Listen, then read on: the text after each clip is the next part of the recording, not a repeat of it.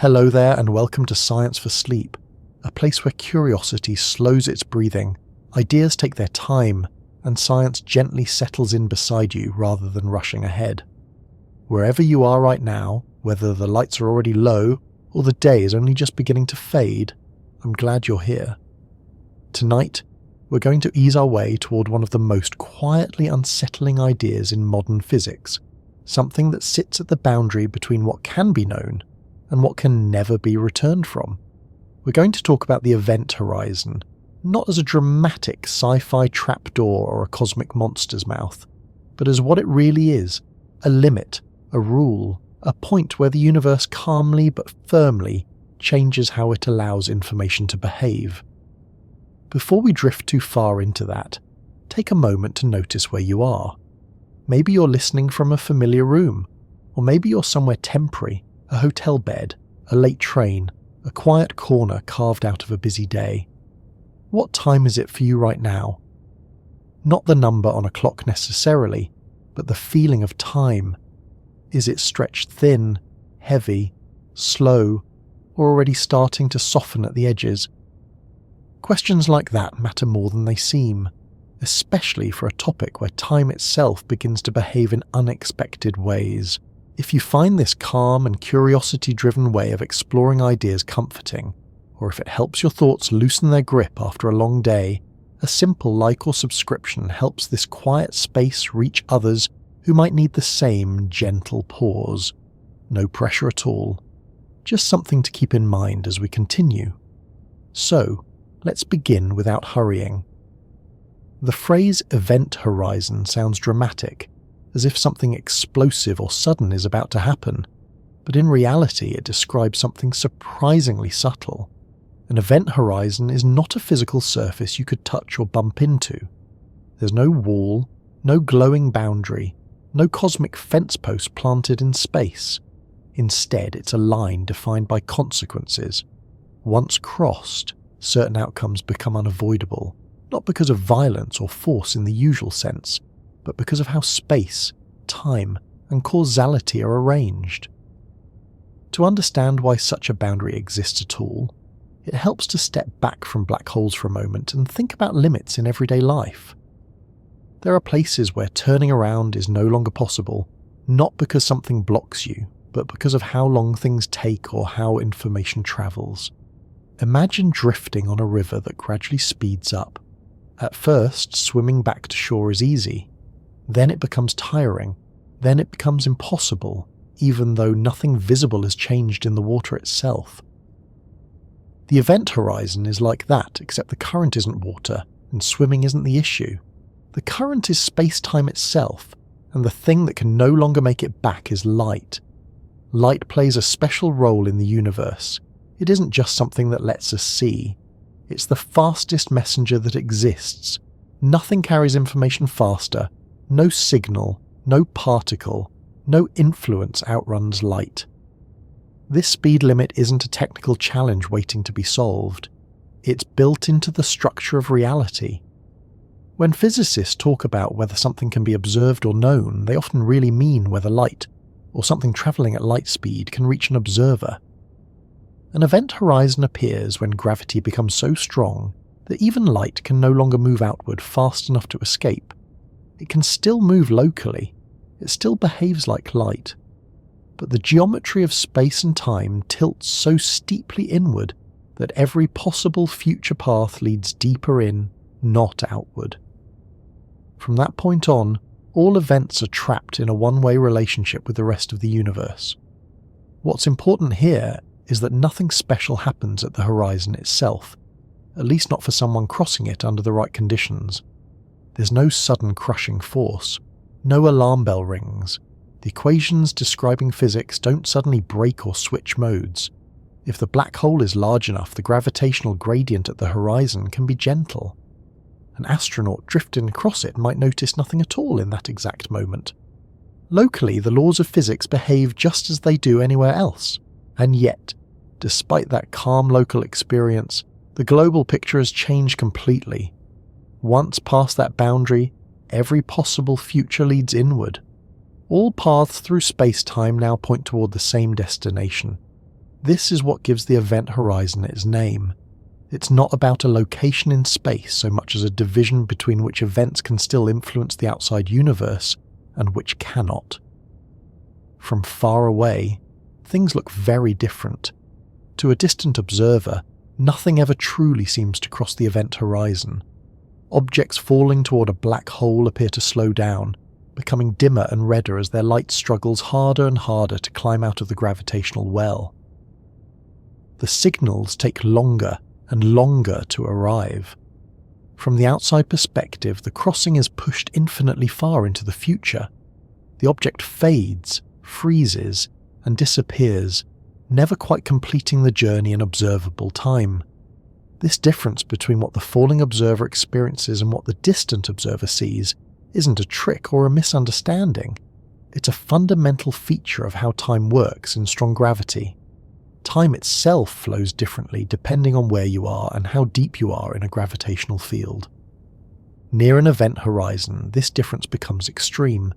That brings us to one of the most important ideas tied to event horizons, the idea that time is not universal.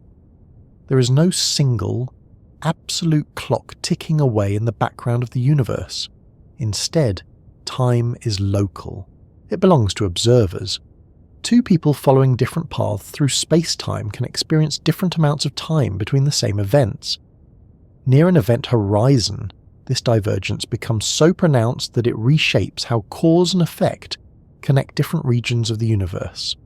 It's tempting to imagine the event horizon as the edge of a black disk, a shadow in space, something like the images we've seen from telescopes. But those images show something related yet different. What we see is the shadow cast by the black hole against surrounding light, shaped by the paths photons take as they curve around intense gravity. The actual event horizon is invisible by definition. It doesn't emit light. It doesn't reflect it. It doesn't announce itself. Instead, it's defined by what cannot happen beyond it. Signals cannot escape. Messages cannot return. Events inside cannot influence events outside. This one-way separation is absolute, not because of force fields or barriers, but because of geometry. Geometry might sound abstract, but here it's very concrete. The geometry of space-time determines which directions are future-directed and which paths are possible. Near a black hole, the geometry tilts so dramatically that all future-directed paths lead inward.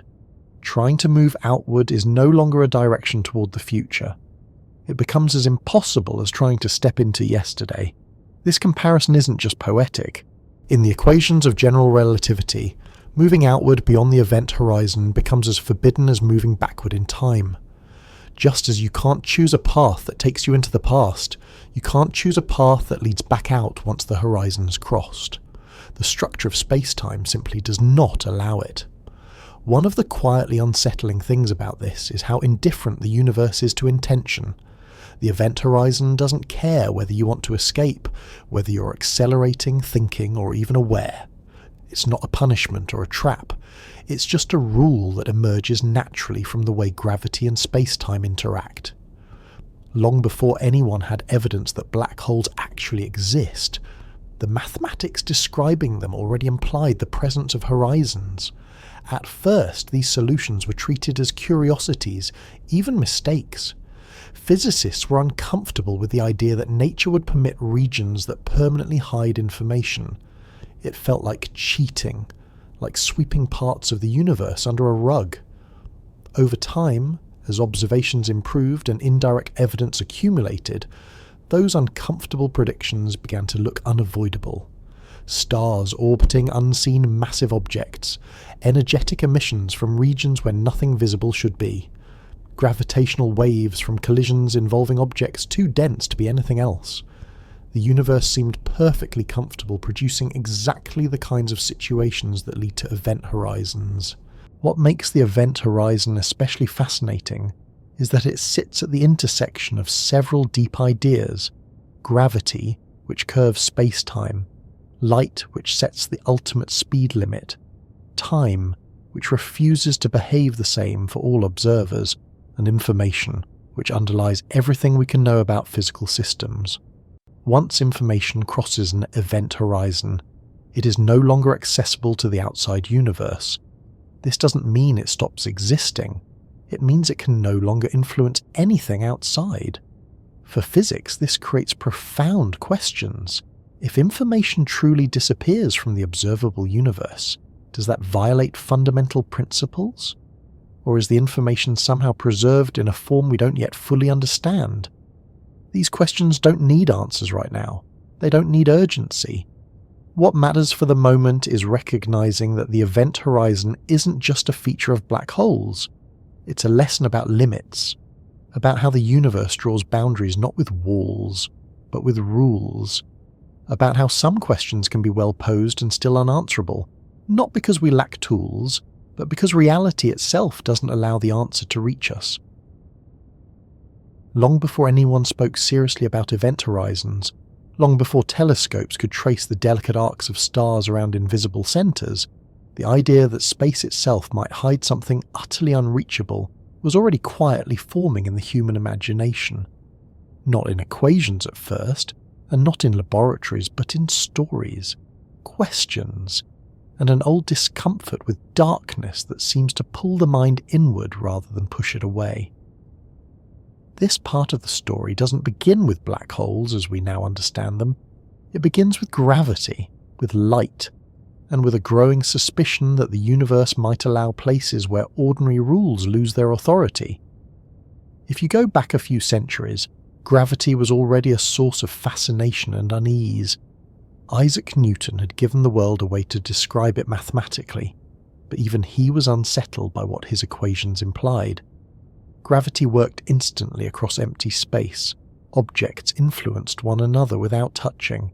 It felt useful, but also strange, like a polite mystery everyone agreed not to question too closely.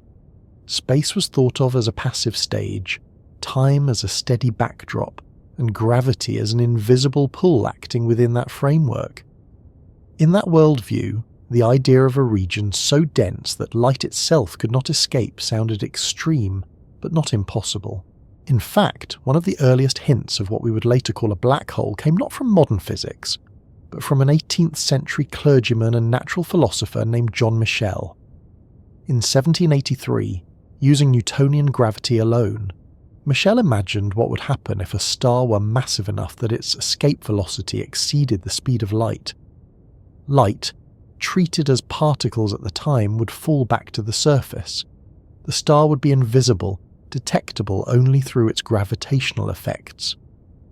Michell called these hypothetical objects dark stars.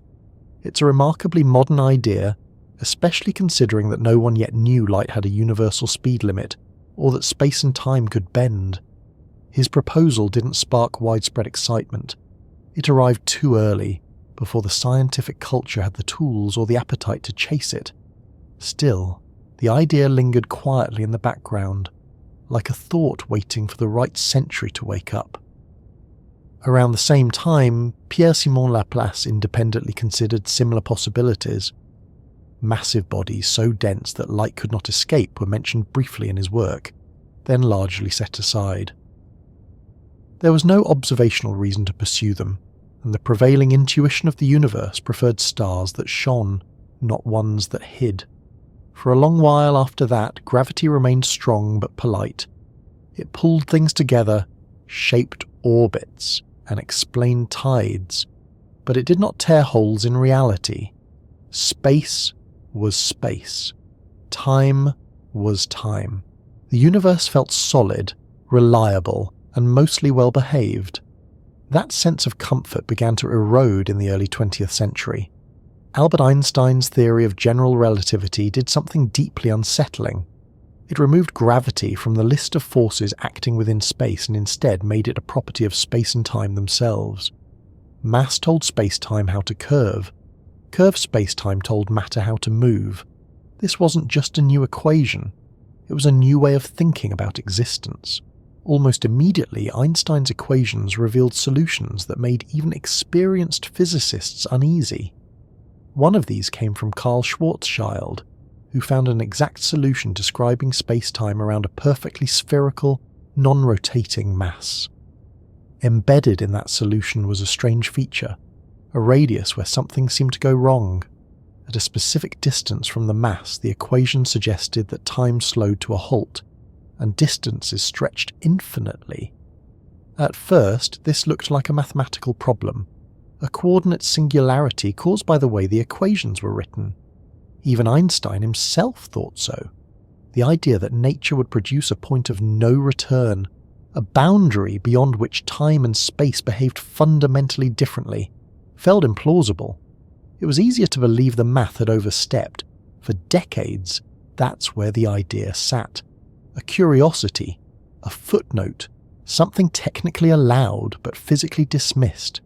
Stars, it was believed, could not collapse indefinitely. Some unknown force or pressure would stop them. Nature, after all, seemed reasonable. Meanwhile, outside formal physics, imagination was already doing its own work.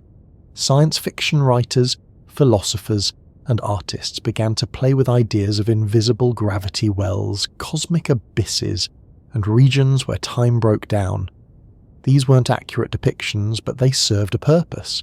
They stretched the collective intuition, preparing it for concepts that would later demand attention. The phrase black hole itself didn't appear until the 20th century, and when it did, it carried emotional weight. It sounded final, dangerous, and absolute. A hole implies falling in. Black implies nothing returns. The name stuck not because it was precise, but because it captured a feeling that equations alone could not.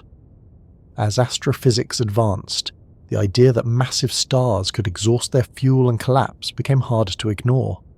White dwarfs were understood. Neutron stars followed. Each step showed that matter could be compressed far beyond everyday experience. The question shifted from whether collapse could happen to how far it could go. Then came the realization that nothing obvious stopped it. Above a certain mass, no known pressure could resist gravity's inward pull. Collapse would continue, not just crushing matter but warping spacetime itself into something qualitatively new. This is where the event horizon quietly enters the imagination, even before it enters textbooks. The idea that collapse could create a region forever hidden from the rest of the universe challenged something deeply human. We're accustomed to believing that, given enough time and effort, any place can be visited, any secret uncovered. The event horizon suggests otherwise. It proposes a boundary not of distance or energy, but of possibility. At first, this was unsettling enough that many scientists resisted it. Some proposed alternative outcomes, others hoped that quantum effects would intervene early. But as calculations improved and evidence accumulated, resistance softened into reluctant acceptance. Observational astronomy played a crucial role here. Strange, energetic objects appeared in the sky. Quasars shone brighter than entire galaxies from incredibly small regions. Stars moved as if orbiting enormous unseen masses. X-ray emissions betrayed violent processes where matter spiraled inward and heated beyond imagination. None of this proved black holes directly, but together the pieces formed a pattern too consistent to ignore. Something extremely massive, compact, and dark was shaping these systems. Something with properties eerily similar to the once dismissed solutions of Einstein's equations. As the scientific picture sharpened, the cultural imagination followed. Black holes moved from speculative fiction into documentaries, textbooks, and public conversation. Yet the way they were often presented emphasized destruction, danger, and spectacle, swallowing stars, tearing matter apart, cosmic vacuum cleaners roaming the galaxy. This imagery captured attention but missed something important. Black holes are not aggressive. They do not hunt. They sit where mass has collapsed and wait, obeying the same gravitational rules as any other object. Far away, they are indistinguishable from ordinary stars of the same mass. Their strangeness lies not in how they reach out, but in what happens very close in. The event horizon, in this sense, became a symbol. It marked the line between what could still be part of the shared universe and what could not. It turned black holes into more than dense objects. It made them conceptual challenges. For physicists, the horizon raised uncomfortable questions about information and predictability. For philosophers, it echoed older ideas about limits of knowledge. For the public, it became shorthand for the unknowable, the ultimate edge. Interestingly, the event horizon itself remained largely abstract for a long time. You couldn't see it. You couldn't touch it. You couldn't even point to it in a telescope image. It existed as a boundary defined by equations and consequences, not appearance. That abstraction allowed imagination to fill in the gaps. Some imagined it as a glowing surface, others as a violent threshold. In reality, it is quieter than both. Its drama comes not from what happens there locally, but from what can never be communicated beyond it. As the idea matured, language evolved with it. Physicists stopped talking about singularities alone and began to emphasize horizons. The focus shifted from the unreachable center to the boundary that defines access. This subtle change mattered. It reframed black holes not as mysterious points, but as regions with structure and rules. The horizon became a place where different perspectives disagree without contradiction. Falling observers cross it without noticing. Distant observers never see the crossing complete. Both descriptions are correct. Both arise naturally from relativity. Neither can be privileged as more real. This duality fed the imagination further. It suggested that reality itself might depend on viewpoint, that there is no single, godlike perspective from which all events line up neatly. The universe allows multiple stories, each internally consistent, each limited. By the late 20th century, black holes and event horizons were no longer fringe ideas. They were central to discussions about quantum gravity, entropy, and the fate of information. The horizon, once dismissed as a mathematical artifact, became a testing ground for the deepest theories we have. Yet despite all this progress, something of the original unease remains. The event horizon still represents a place where explanation falters, not because we lack equations, but because the equations themselves say, clearly and calmly, that some answers cannot return. This is perhaps why black holes enter the human imagination so powerfully. They don't just threaten bodies or stars, they threaten assumptions. The assumption that observation is always possible, that time flows uniformly, that cause and effect can always be traced.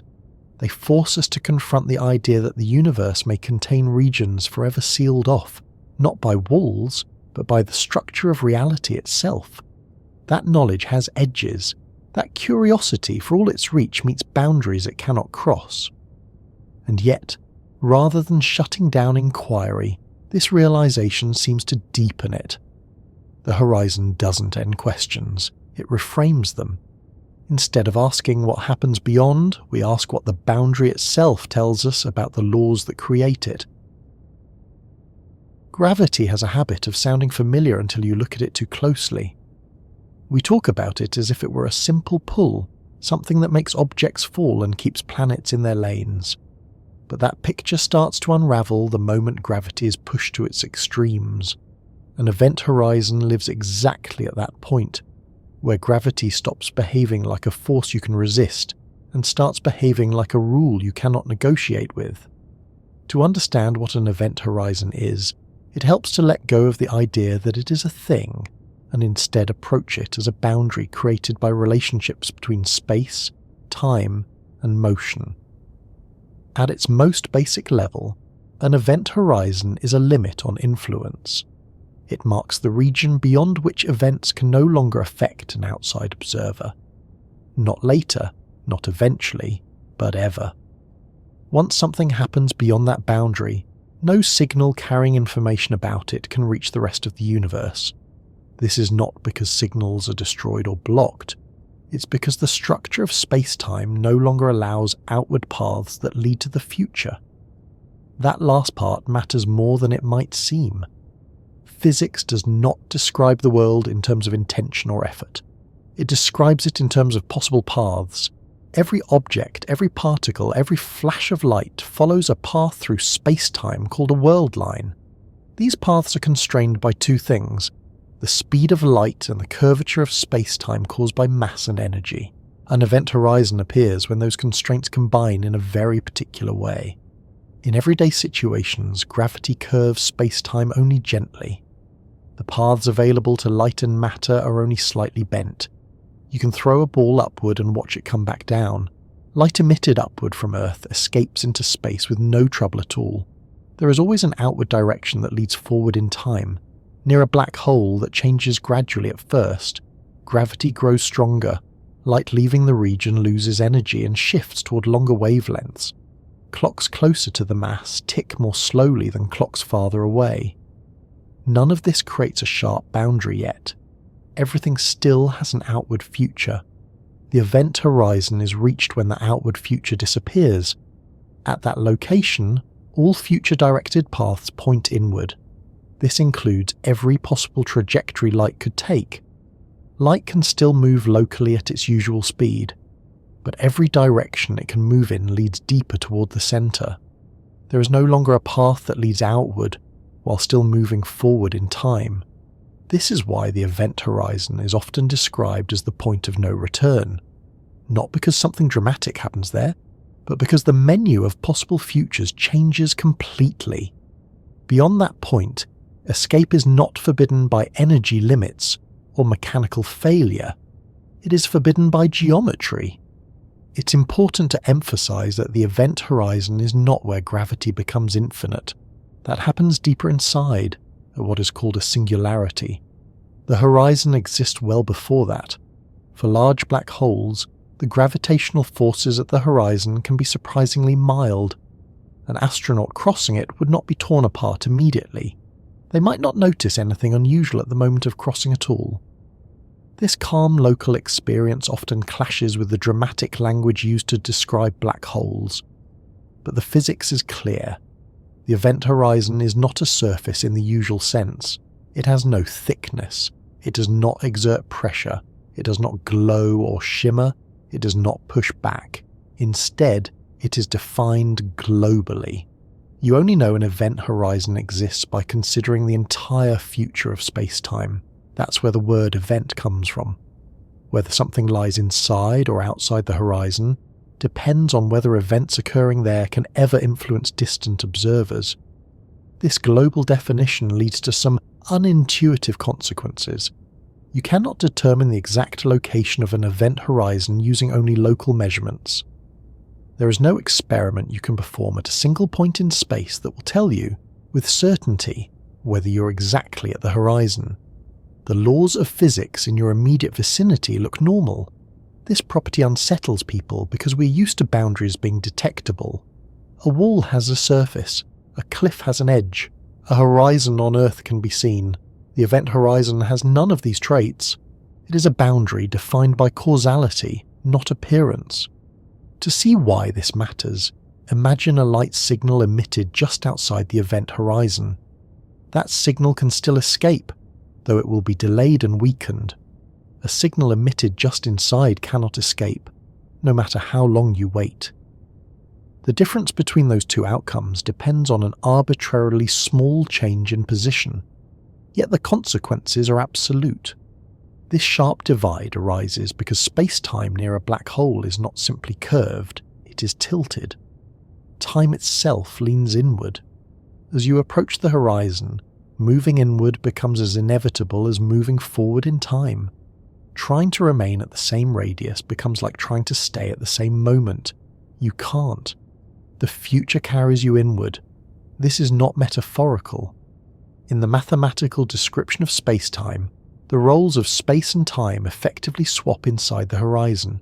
Radial distance becomes time-like, meaning you cannot avoid decreasing it any more than you can avoid aging. Moving outward becomes space-like, meaning it is no longer a possible future-directed motion.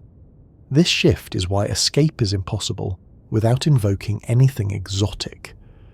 It would require moving backward in time, which the structure of relativity forbids.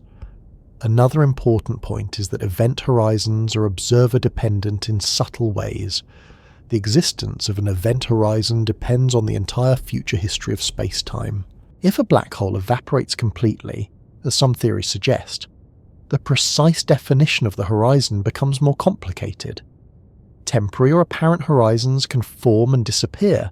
However, in the idealized case of a stable black hole, the event horizon is a permanent feature. Once formed, it remains, quietly separating what can still communicate with the outside universe from what cannot. It's also worth noting that event horizons are not exclusive to black holes formed by collapsing stars. They appear in other contexts as well. Accelerating observers experience horizons that limit what they can see. Expanding universes can have cosmological horizons beyond which light has not had time to reach us. In each case, the principle is the same. A boundary forms where signals can no longer make it from one region to another. What makes black hole event horizons special is how absolute they are. Other horizons depend on motion or cosmic expansion. A black hole horizon is anchored to the geometry created by mass itself. It does not depend on who you are or how you move, at least not in the same way. From far away, the event horizon has another strange property. Objects falling toward it appear to slow down indefinitely. Their light becomes redder and fainter. Time dilation stretches their final moments outward. From this perspective, the horizon is never actually crossed in finite time. This does not mean the crossing does not occur. It means different observers slice space-time differently. The falling observer crosses in finite proper time. The distant observer never sees that crossing complete. Both descriptions are correct within their own frames. This dual description is not a flaw. It is a consequence of relativity's insistence that time is not universal. There is no single answer to the question, has the object crossed yet, without specifying who is asking. This observer dependence has fueled decades of debate, especially when combined with quantum mechanics. If information appears to freeze at the horizon from the outside perspective, but continues inward from the falling perspective, where is that information really located? Is it lost? Is it stored? Is it duplicated? These questions are still active areas of research, but they do not change the core definition of the event horizon. At its heart, it remains a causal boundary. One way to think about it without invoking heavy mathematics is to imagine drawing light cones. At any point in space-time, the light cone shows all possible future paths light could take. Outside a black hole, part of that cone points outward. At the horizon, the outward edge of the cone becomes tangent to the horizon itself. Inside, the entire cone points inward. This picture makes the inevitability clear. It is not about speed or power. It is about which futures exist. The radius at which this happens depends on the mass and properties of the black hole. For a simple, non-rotating black hole, this radius is known as the Schwarzschild radius. It scales directly with mass. Double the mass, double the radius. This leads to another counterintuitive fact.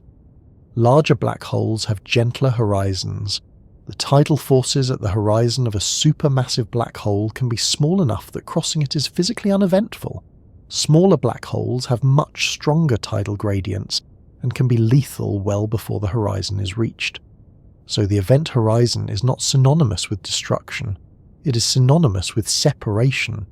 It separates regions of space-time into those that remain in causal contact with the rest of the universe, and those that do not. It defines a boundary not of matter, but of influence. Because it cannot be locally detected, the event horizon forces physicists to think globally. You cannot fully understand it by zooming in. You have to consider entire trajectories, entire histories, entire futures. This requirement makes it one of the most conceptually demanding features in physics.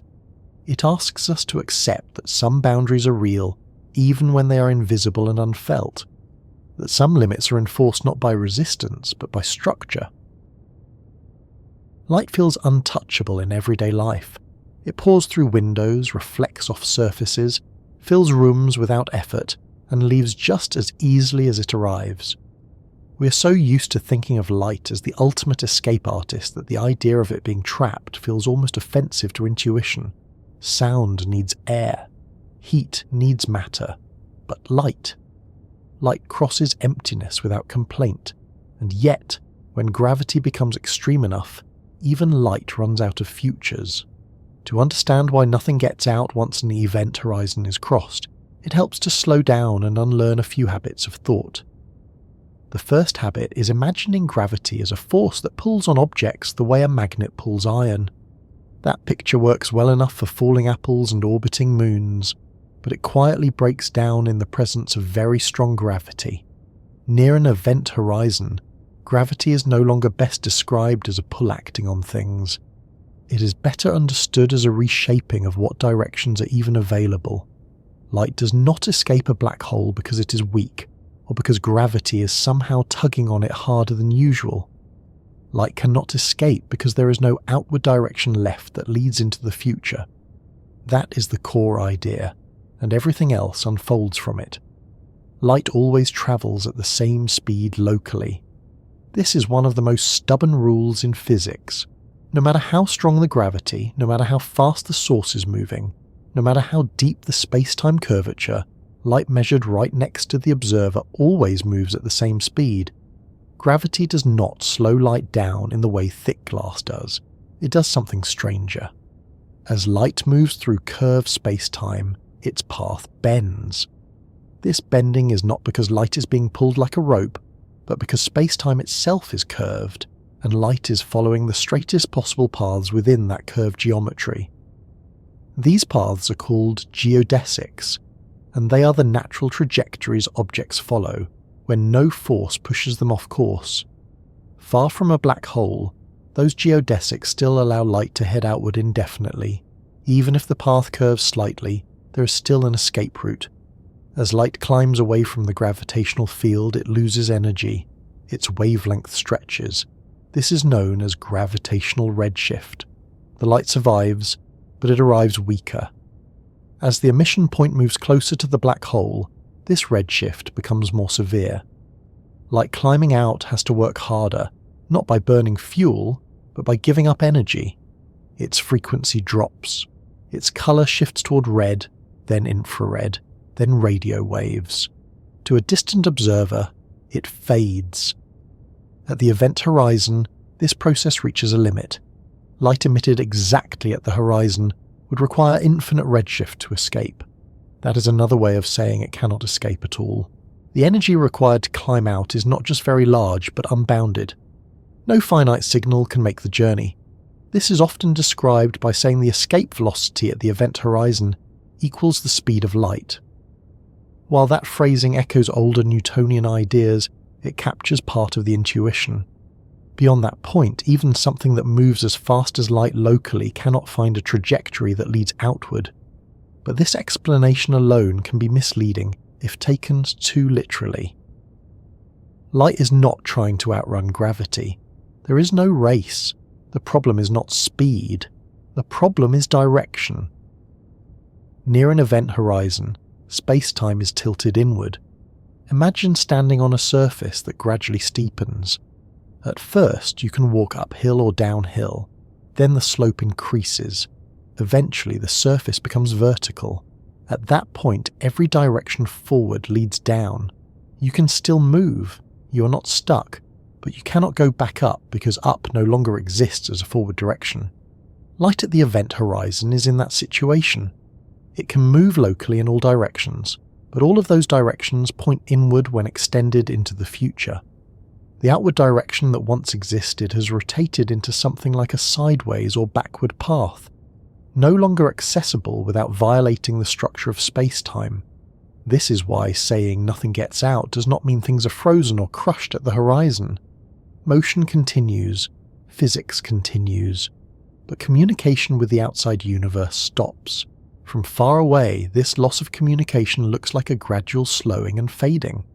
A distant observer never sees light cross the horizon because the signals take longer and longer to arrive, each one more redshifted than the last. Eventually the signal becomes undetectable, not because it is suddenly cut off, but because it is stretched into oblivion. This leads to a subtle but important distinction. Light cannot escape, but it does not abruptly vanish at the horizon from the perspective of the emitter. The emitter continues to exist, continues to emit light, continues to experience time. It is only the connection to the outside world that disappears. This difference between perspectives often causes confusion. People imagine the horizon as a place where light suddenly stops or gets absorbed. That is not accurate. Locally, light behaves normally. Globally, it becomes trapped.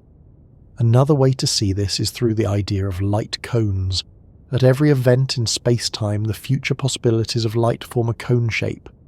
Outside a black hole, part of that cone opens outward. Near the horizon, the cone tilts. At the horizon, its edge aligns with the horizon itself. Inside, the entire cone points inward. Once that happens, there is no longer any overlap between the future of a light signal and the outside universe.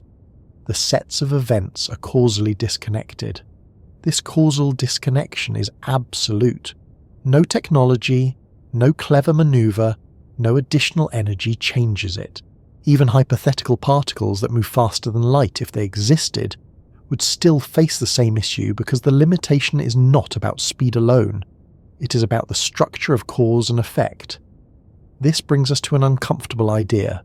If light cannot escape, then information cannot escape. Every signal we send, every observation we make, every message we receive relies on something travelling at or below the speed of light.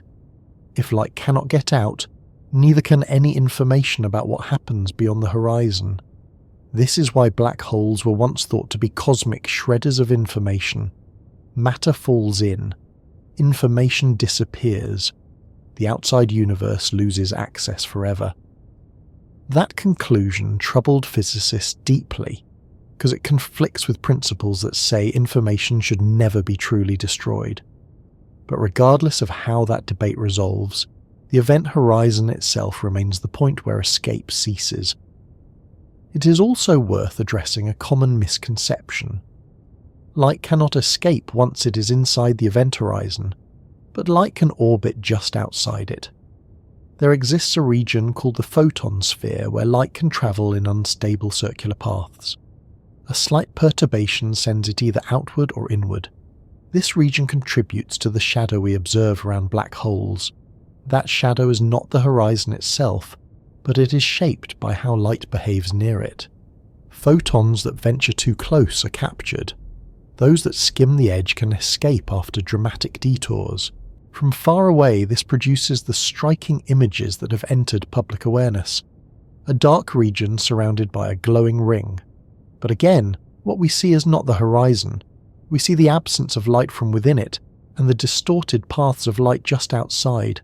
The fact that light cannot escape also means the event horizon has no direct observational signature. We infer its existence by absence, by motion, by influence. This makes it unlike most objects in astronomy, which announce themselves through emission or reflection. In this sense, the event horizon is defined by silence. It is a place where signals stop arriving, where stories end not with a bang but with a gradual quiet. That quiet is deceptive, though. Inside the horizon, things are not static. Matter continues inward. Time continues forward for anything falling in. Physical processes unfold, at least until deeper regions are reached where tidal forces grow extreme. The inability of light to escape does not mean nothing happens. It means nothing that happens can ever be reported back. This is why the phrase "nothing gets out" should be taken carefully. It does not mean nothing exists. It means nothing can influence the outside universe once the boundary is crossed. Another subtle point is that light emitted outward just before crossing the horizon does escape, but arrives extremely delayed and weakened. From the outside perspective, the horizon is approached asymptotically. The final signals are spread over an infinite amount of coordinate time.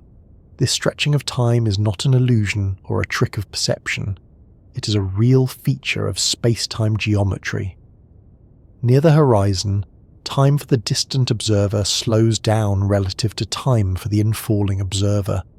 The closer the emission point is to the horizon, the more delayed the signal appears. Eventually the signals fade beyond detectability. The object appears frozen, dim, and red-shifted, hovering near the horizon. But this appearance is not a physical pile-up. It is a record of signals emitted long ago, arriving ever more slowly. From the perspective of the falling object, none of this feels strange. It crosses the horizon in finite proper time. It does not see the universe speed up or collapse. Instead, it sees the outside universe appear increasingly distorted, blue-shifted, and compressed into a smaller region of sky. This asymmetry between perspectives is central to understanding why light cannot escape, and yet nothing dramatic happens locally at the boundary. The event horizon is not a place where light is stopped. It is a place where the future no longer includes outward travel. Once that idea settles, the phrase "nothing gets out" becomes less dramatic and more precise. It describes a limitation on causal connection, not a violent interaction. One of the most persistent images associated with black holes is the idea of violent destruction right at the boundary, as if crossing an event horizon were like hitting an invisible wall or being instantly torn apart. It's an understandable assumption. When something is described as a point of no return, it feels natural to imagine drama, force, and sudden catastrophe. But the reality, according to everything we understand from physics, is far quieter. Crossing an event horizon, under the right conditions, may be one of the least noticeable events an object can experience, at least at the moment it happens. To appreciate why this is the case, it helps to set aside the distant observer's view for a while and focus on the experience of something that is actually falling in. Physics makes a careful distinction between what different observers measure, and near a black hole, that distinction becomes impossible to ignore. What feels slow, frozen, or extreme to someone watching from far away does not necessarily feel that way to the person or object doing the falling. Imagine an astronaut drifting toward a very large black hole, one with a mass millions or even billions of times greater than the Sun. Such black holes exist at the centres of galaxies, including our own. The key feature here is size. Larger black holes have event horizons that are spread over a much larger region of space, which dramatically reduces the strength of tidal forces at the horizon itself. Tidal forces are what stretch and squeeze objects due to differences in gravitational pull across their length. On Earth, they cause ocean tides. Near a small black hole, tidal forces can become lethal well before the horizon is reached. Near a supermassive black hole, those same forces can be mild at the horizon, gentle enough that a human body would not be noticeably distorted at that point. As the astronaut falls, they feel weightless. This is not a special property of black holes. It is the same sensation astronauts feel while orbiting Earth. Free fall removes the sensation of weight because everything around you is accelerating at the same rate. There is no surface pushing back against your feet. Gravity does not announce itself as a pull. It disappears into motion. As the astronaut approaches the event horizon, nothing about this weightless state suddenly changes. There is no spike in force, no sudden pressure, no jolt. The equations of general relativity tell us that the laws of physics in a small region of space-time remain smooth and well-behaved at the horizon. Locally, it looks like empty space with a gravitational field, not special boundary. Clocks carried by the astronaut continue to tick normally. Their heartbeat remains steady. Light emitted from a flashlight behaves as expected in their local frame. If they shine it outward, the light still moves away from them at the speed of light, just as it always does. This local normalcy is one of the most counterintuitive aspects of event horizons. A boundary that is so absolute from a global perspective is locally unremarkable. The astronaut cannot look around and identify a line labelled Event Horizon. There is no marker, no change in texture, no cosmic signpost. The crossing itself happens in finite proper time. Proper time is the time measured by a clock moving with the observer. From the astronaut's perspective, the horizon is crossed after a perfectly ordinary duration of falling. There is no infinite wait, no slowing of their own time, no sense of being frozen. This stands in sharp contrast to what a distant observer would describe. From far away, the astronaut appears to slow down as they approach the horizon. Their movements stretch out. Their signals arrive more slowly. Their image fades and reddens. From that perspective, the crossing never quite happens. But the astronaut does not experience that delay. They do not see themselves slow down. Instead, they see the outside universe behave strangely. Light coming from distant stars becomes increasingly distorted. The region of the sky behind them compresses. Signals from the outside universe arrive increasingly blue-shifted and concentrated. This mismatch between perspectives is not a paradox. It is a feature of relativity. Time does not pass at the same rate for everyone, and near an event horizon, those differences become extreme. At the moment the astronaut crosses the horizon, nothing special announces itself. If the black hole is large enough, the tidal forces at that location are too small to be felt. The crossing is not associated with a particular physical sensation. This leads to an unsettling but important conclusion. If you were falling into a sufficiently large black hole, you would not know the exact moment you crossed the event horizon based on local measurements alone. The boundary that defines the end of communication with the outside universe is not locally detectable.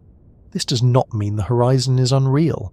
It means it is defined in a way that depends on the global structure of space-time, not on local forces. After crossing the horizon, the astronaut's situation does change, but not immediately in a sensory way.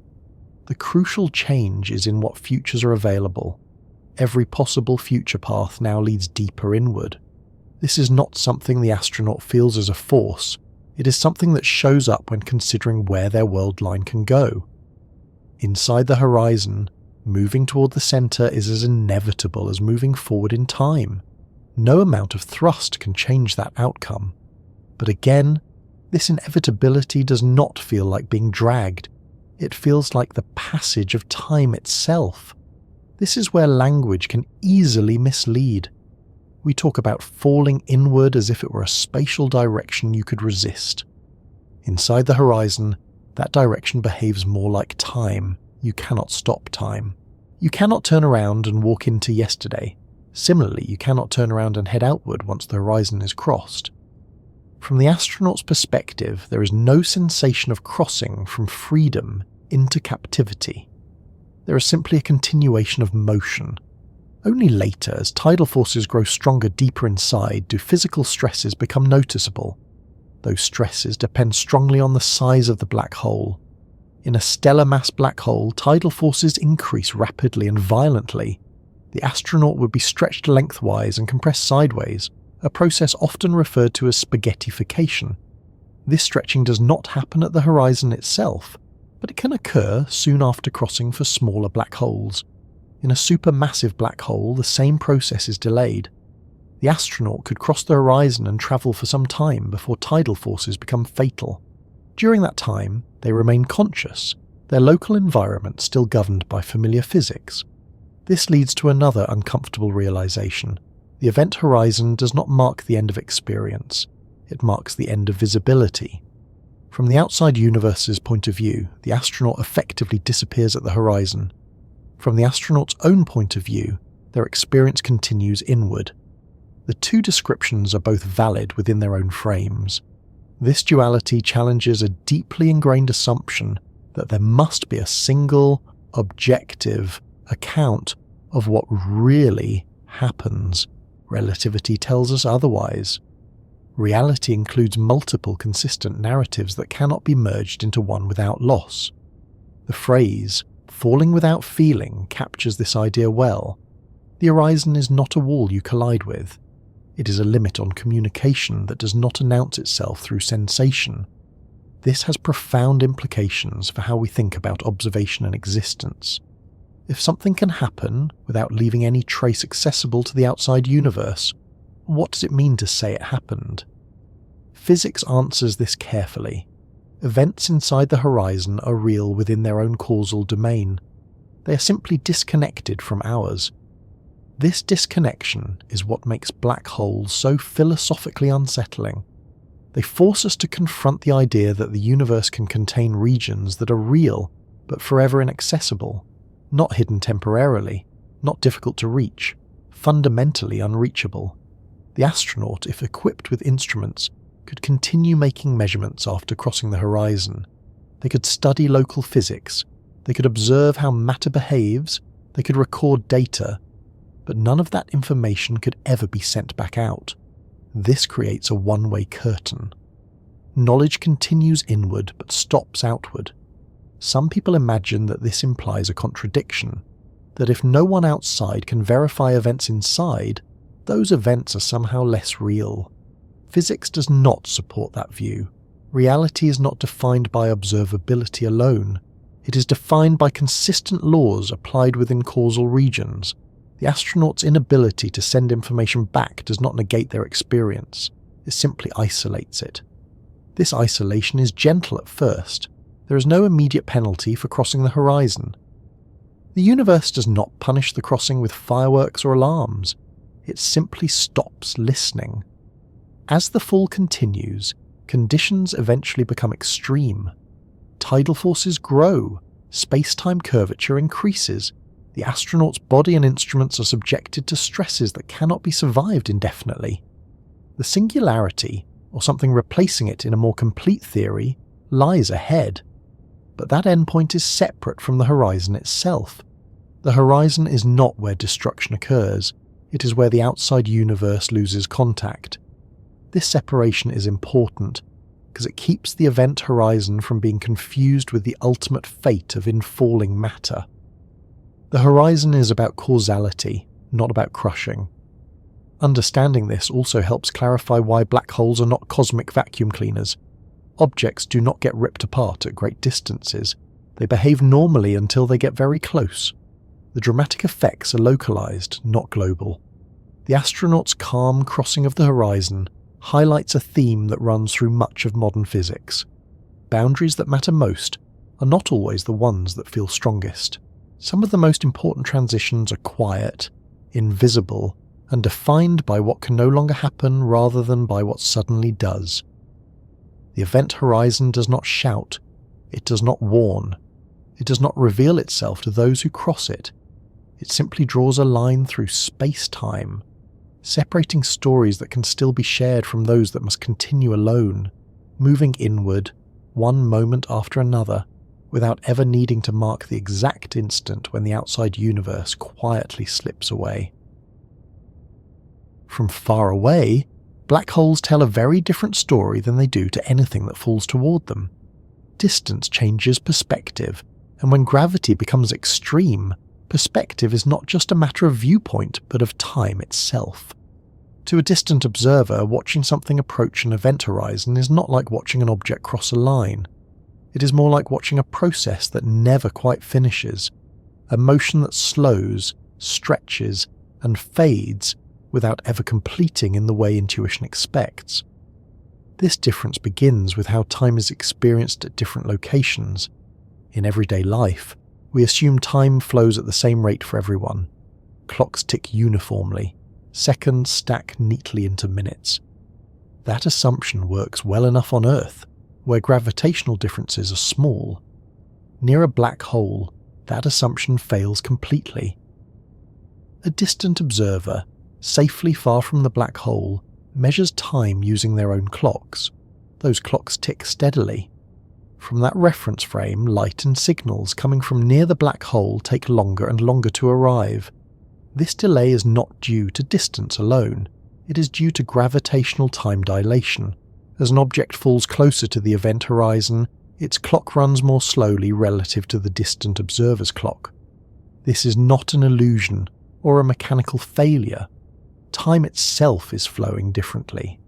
The deeper the object is in the gravitational well, the more severe this slowing becomes. Imagine a spacecraft descending toward a black hole while continuously sending signals outward. Early on, the signals arrive at regular intervals, then they begin to spread out. Each pulse takes slightly longer to arrive than the one before. The frequency drops. The light stretches to redder wavelengths. To the distant observer, the spacecraft appears to slow down. As the spacecraft gets closer to the event horizon, this effect intensifies. The time between arriving signals grows larger. The spacecraft's motion appears to freeze. Its image becomes dimmer, redder, and more distorted. Eventually, the signals are stretched so thin that they're no longer detectable. From the distant observer's point of view, the spacecraft never quite reaches the horizon. The final moments of its fall are pushed farther and farther into the future. In this description, the crossing of the horizon does not happen at any finite time. It is postponed indefinitely. This leads to the common statement that nothing ever crosses the event horizon as seen from the outside. While that statement is often repeated, it needs careful handling. What it really means is that the signals announcing the crossing never arrive in finite time. The observer does not receive confirmation. The spacecraft does cross the horizon in its own frame. That event happens, but the information about it never reaches the distant observer. From their perspective, the story ends with an endlessly delayed approach. This perspective can feel unsettling because it clashes with the idea that events either happen or they do not. Relativity complicates that picture. Events can happen without being observed by everyone. Reality does not require universal agreement on timing. For the distant observer, the event horizon acts like a screen. Objects seem to accumulate near it, frozen in place, dimming and fading. But this is not a physical pile-up. There is no shell of matter hovering at the horizon. What the observer sees is a record of signals emitted earlier, arriving ever more slowly. This distinction matters because it prevents a common misunderstanding. The horizon does not become crowded. Matter does not stack up there. The appearance of freezing is a consequence of signal delay, not of halted motion. Light plays a central role in shaping this view. As light climbs out of the black hole's gravitational field, it loses energy. Its wavelength stretches. This gravitational redshift is gradual at first and extreme near the horizon. For light emitted just above the horizon, the redshift becomes enormous. The light's energy drops towards zero as seen by the distant observer. In practical terms, this means the light fades out of existence, not because it is destroyed, but because it becomes undetectable. This fading creates the illusion that the object itself is disappearing. The distant observer sees the object dim, redden and vanish. The horizon marks the place where visibility ends, not necessarily where existence ends. Another effect shapes the distant view: time dilation. The closer the object is to the horizon, the slower its clock appears to run. Processes that take seconds locally take minutes, hours, or longer, as seen from far away.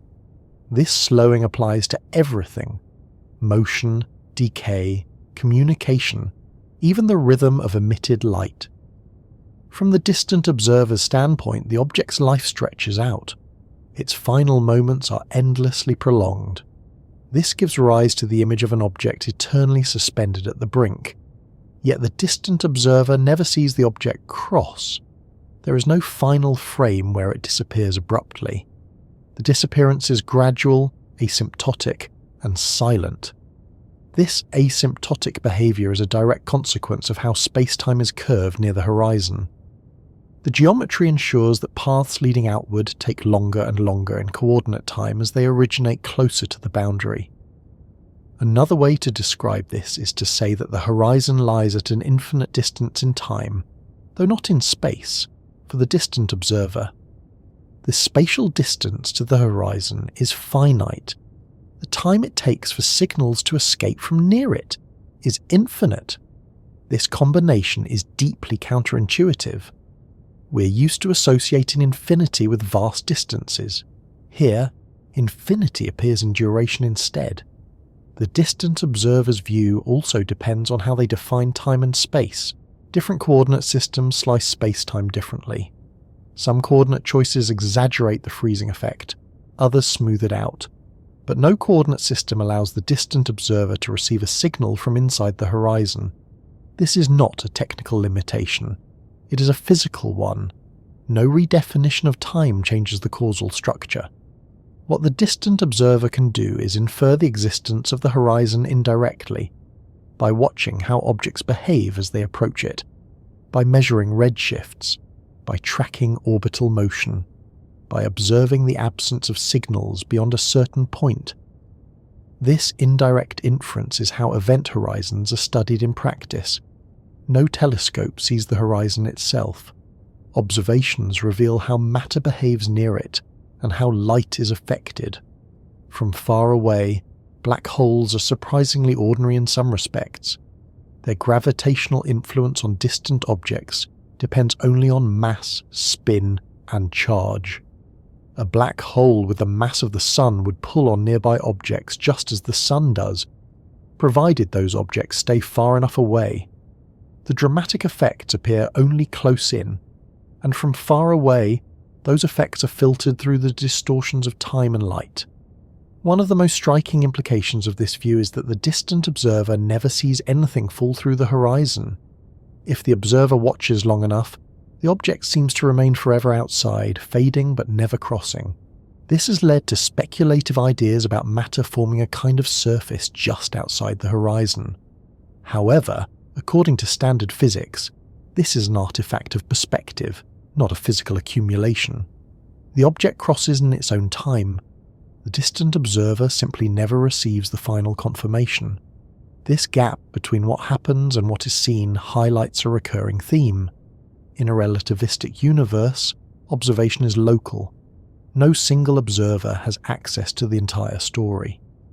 The distant observer's universe includes an event horizon as a boundary of visibility and influence. Beyond it lies a region of space-time that cannot send signals back. This boundary affects how the distant observer defines what exists now. Events inside the horizon are not part of their present or future, they're cut off. Yet the black hole itself continues to influence the outside world. Its mass, spin, and charge shape surrounding space-time. Accretion disks glow. Jets form. Orbits respond. From far away, the horizon is not a physical surface but a mathematical demarcation. It separates regions of space-time that can exchange information from those that cannot. This separation also plays into thermodynamic ideas. Black holes have entropy. Horizons have area. These associations arise precisely because the horizon limits information access. To the distant observer, the horizon behaves like a one-way membrane. Things can go in, nothing comes out, not because of friction or absorption, but because signals cannot return. Even light emitted outward from just above the horizon takes an arbitrarily long time to arrive. The observer never sees the crossing event. The last visible moments are always delayed. This creates a curious emotional response. The distant observer watches an object fade, slow, and vanish without closure. There is no final instant, no clear ending. In human terms, it is like watching someone walk away into heavy fog, slowing as they go until they are gone from sight but never seen to vanish outright. That analogy captures the feeling but not the physics. The physics insist that the disappearance is not a trick. It is a consequence of how space-time organizes cause and effect. As observations improve, distant observers can now see shadows cast by black holes. These shadows are not the horizons themselves, but they are shaped by them. Light paths near the horizon determine what reaches us and what does not. The distant view is therefore a view shaped by absence, by missing light, by delayed signals, by stretched time. It is a quiet view. There are no explosions at the horizon, no bright flashes, no visible tearing of space. The drama happens in the equations, not in the spectacle. This quietness is part of what makes black holes unsettling. They do not announce their boundaries loudly. They reveal them through silence. From far away, the event horizon is not experienced as a moment, but as a limit on what can be known, a limit on what can be seen, a limit on what stories can be completed. Time is one of those things that feels stable until it doesn't. In daily life, it behaves well enough that we rarely question it. Seconds pass, minutes follow, and the world moves along with a comforting sense of order. Even when time feels fast or slow emotionally, we usually understand that the clock itself is still ticking normally in the background. Near an event horizon, that quiet assumption breaks down completely.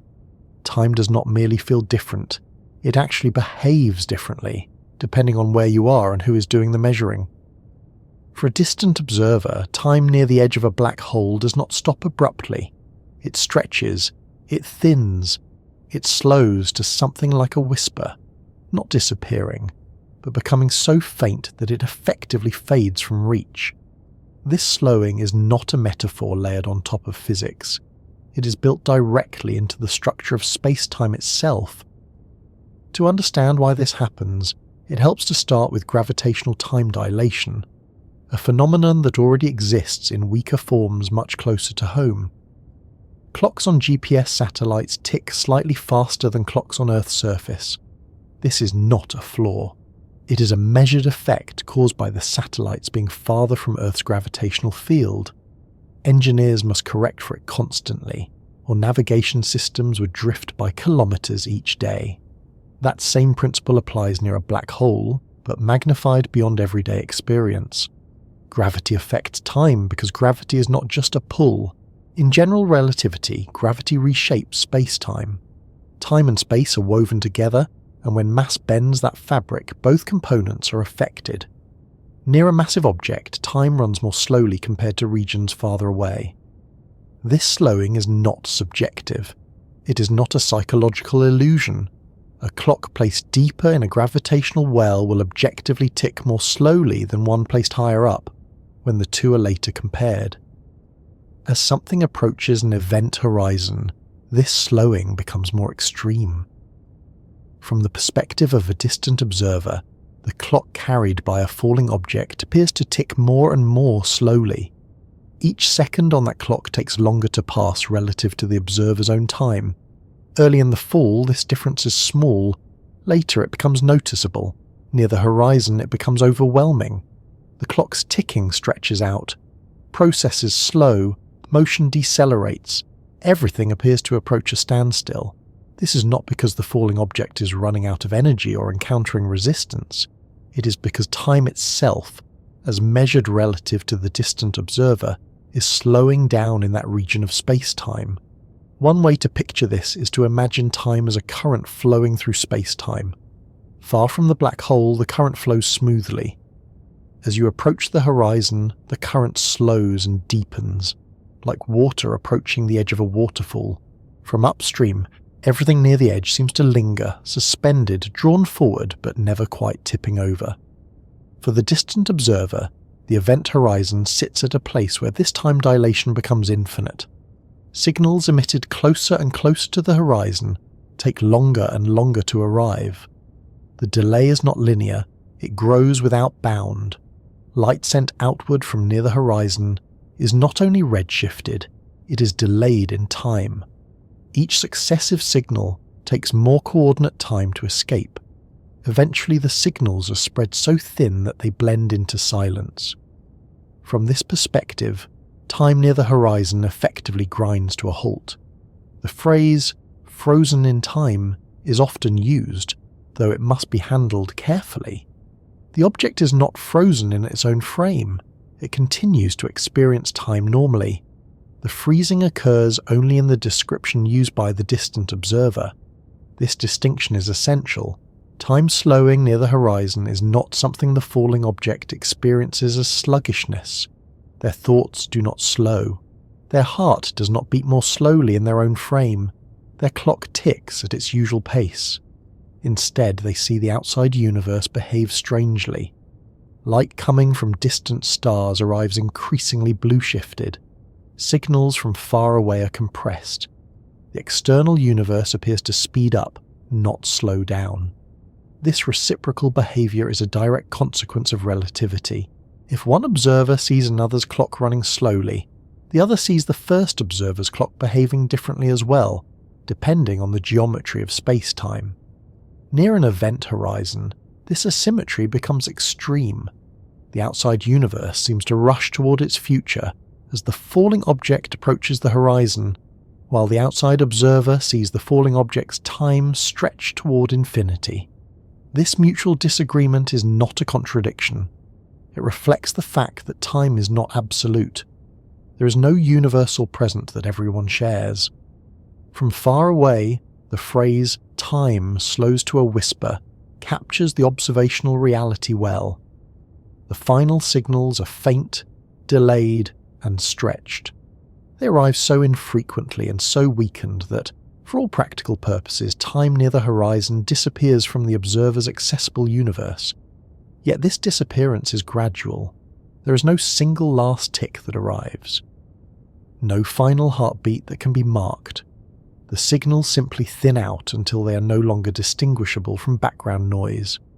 This gradual thinning is why distant observers never see the moment of crossing. The crossing is not announced by a sudden change. It is hidden behind an infinite delay. Mathematically, this behavior arises from how coordinates are defined in spacetime around a black hole. Certain coordinate choices make the horizon appear as a place where time stops. Other coordinate choices smooth this out, but no coordinate system allows signals from inside the horizon to reach the outside. The slowing of time near the horizon is therefore not an artifact of poor bookkeeping. It is a physical feature of how space-time is arranged. Another way to think about it is in terms of energy. For a signal to escape from near the horizon, it must climb out of an increasingly deep gravitational well. As it does so, it loses energy. That loss shows up as redshift. But energy loss and time delay are closely related. Lower energy corresponds to lower frequency, which corresponds to slower ticking when compared to a distant clock. In the limit at the horizon, the energy required to escape diverges. No finite energy signal can make it out. Time delay becomes infinite. From the distant observer's point of view, this means that events near the horizon are pushed arbitrarily far into the future. They never quite arrive. This creates a peculiar kind of boundary. The horizon is not just a boundary in space, it is a boundary in time. Events beyond it are not part of the distant observer's future. This is a subtle point. It does not mean those events are in the past or present. It means they are simply outside the observer's temporal reach. They lie beyond the future that observer can ever experience. This idea challenges the intuitive notion that the future is open-ended and continuous. Near an event horizon, the future has edges. Time slowing near the horizon also plays a key role in discussions about entropy and thermodynamics. Black holes behave as though they have temperature and entropy. These quantities are associated with horizons, not with singularities. The reason is that horizons limit information. When time slows and signals are delayed indefinitely, information effectively becomes inaccessible. This loss of access behaves like an increase in entropy. From the distant observer's perspective, matter falling toward the horizon never quite disappears. Its information seems smeared out over time, diluted and delayed. This smearing contributes to the idea that the horizon itself carries information. These deeper implications will matter later, but they rest on the basic fact that time behaves strangely near the edge. Another important aspect is that time slowing is not uniform across space. Different regions near the horizon experience different degrees of dilation. This creates extreme gradients in how time flows. These gradients affect how matter behaves, how light propagates, and how observers perceive motion. They also mean that any attempt to hover near the horizon requires enormous acceleration. Holding position near the edge demands fighting against space-time itself. An observer who tries to hover just above the horizon experiences intense forces. Their time relative to the outside universe runs very slowly. Their engines must work harder and harder to keep them from falling in. This hovering perspective is different from freefall. A freely falling observer crosses the horizon smoothly. A hovering observer sees time slow dramatically and experiences strong acceleration. This distinction matters because it shows that time slowing is not just about location. It depends on motion as well. From the hovering observer's point of view, the horizon looks like a place where time nearly stops. From the freely falling observer's point of view, time remains ordinary at the crossing. Both descriptions are valid within their own frames. The phrase "time slowing to a whisper" therefore describes a specific perspective. It is the view from far away or from someone trying to remain stationary relative to the black hole. That whisper is not silence. It is an ever quieter ticking stretched thinner and thinner across the observer's future. This thinning has a psychological impact on how we imagine black holes. It encourages the idea of eternal suspension, of frozen moments, of endless delay. While evocative, these images can mislead if taken literally. Nothing is frozen at the horizon in its own frame. Nothing waits forever. The waiting happens in the description used by those who cannot follow inward. This asymmetry highlights a deeper lesson. Time is not a background stage on which events play out uniformly. It is part of the action. It bends, stretches, and responds to gravity. Near an event horizon, time does not break. It reveals its flexibility. Time slowing to a whisper is not the end of the story.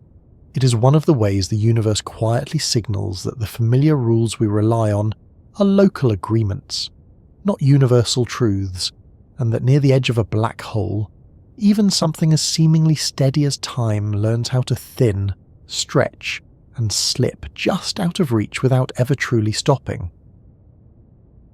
The word spaghettification sounds almost playful, the kind of term that might belong in a kitchen rather than a physics paper. It's light, a little silly, and oddly memorable. That lightness is misleading, because what the word describes is anything but gentle. It refers to one of the most extreme and unfortunate consequences of gravity, when it's allowed to act without restraint, stretching objects until their structure can no longer hold together. Yet even here, where physics becomes violent and unforgiving, the story is more nuanced than popular images suggest, especially when placed in the context of event horizons. Spaghettification is not something that happens everywhere near a black hole, and it is not something that necessarily happens at the event horizon itself. It arises from tidal forces, which are differences in gravitational pull across an object.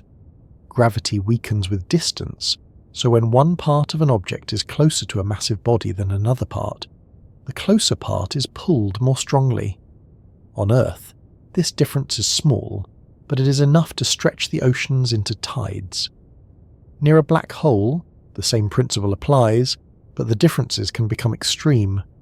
Imagine a person falling feet first toward a black hole. Their feet are slightly closer to the center than their head. That means gravity pulls their feet more strongly than their head. At the same time, gravity pulls inward from the sides, squeezing the body laterally. The combined effect is stretching in one direction and compression in the others. Over time, this deformation increases, elongating the body into a thin, stretched shape, hence the name. What matters most here is how quickly these tidal forces change with distance. This depends strongly on the mass of the black hole. Smaller black holes have much steeper gravitational gradients. Larger black holes have gentler ones, at least near their horizons.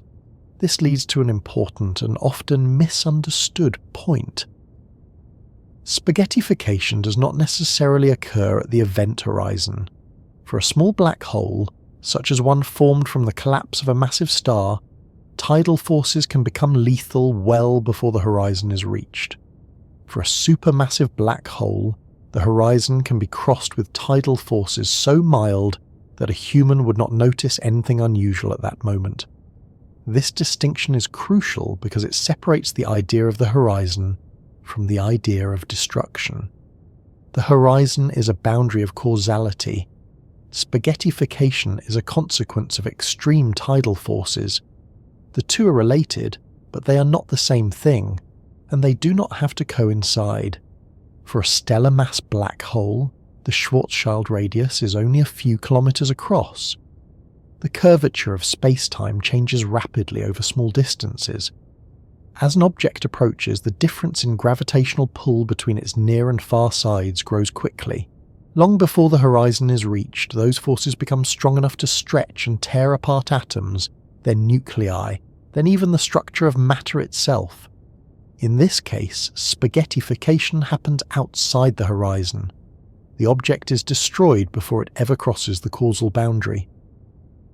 From the outside universe's perspective, this destruction is visible in principle, though subject to the same redshift and time dilation effects discussed earlier. For a supermassive black hole, the situation is very different.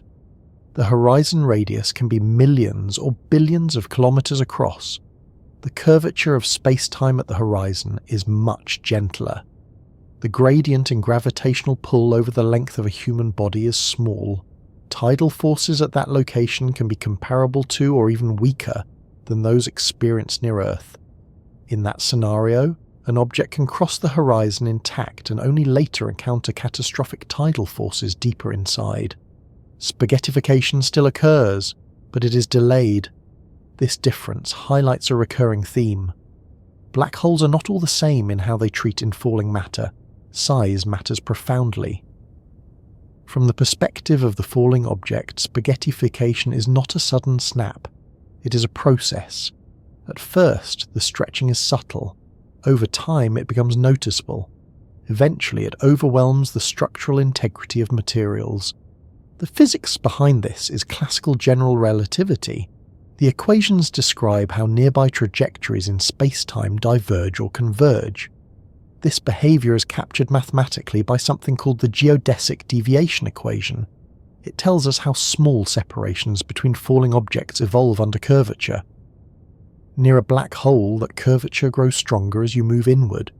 The relative acceleration between different parts of an object increases. No material, no matter how strong, can withstand infinite tidal forces. This inevitability gives spaghettification its reputation. It is not avoidable once the process begins.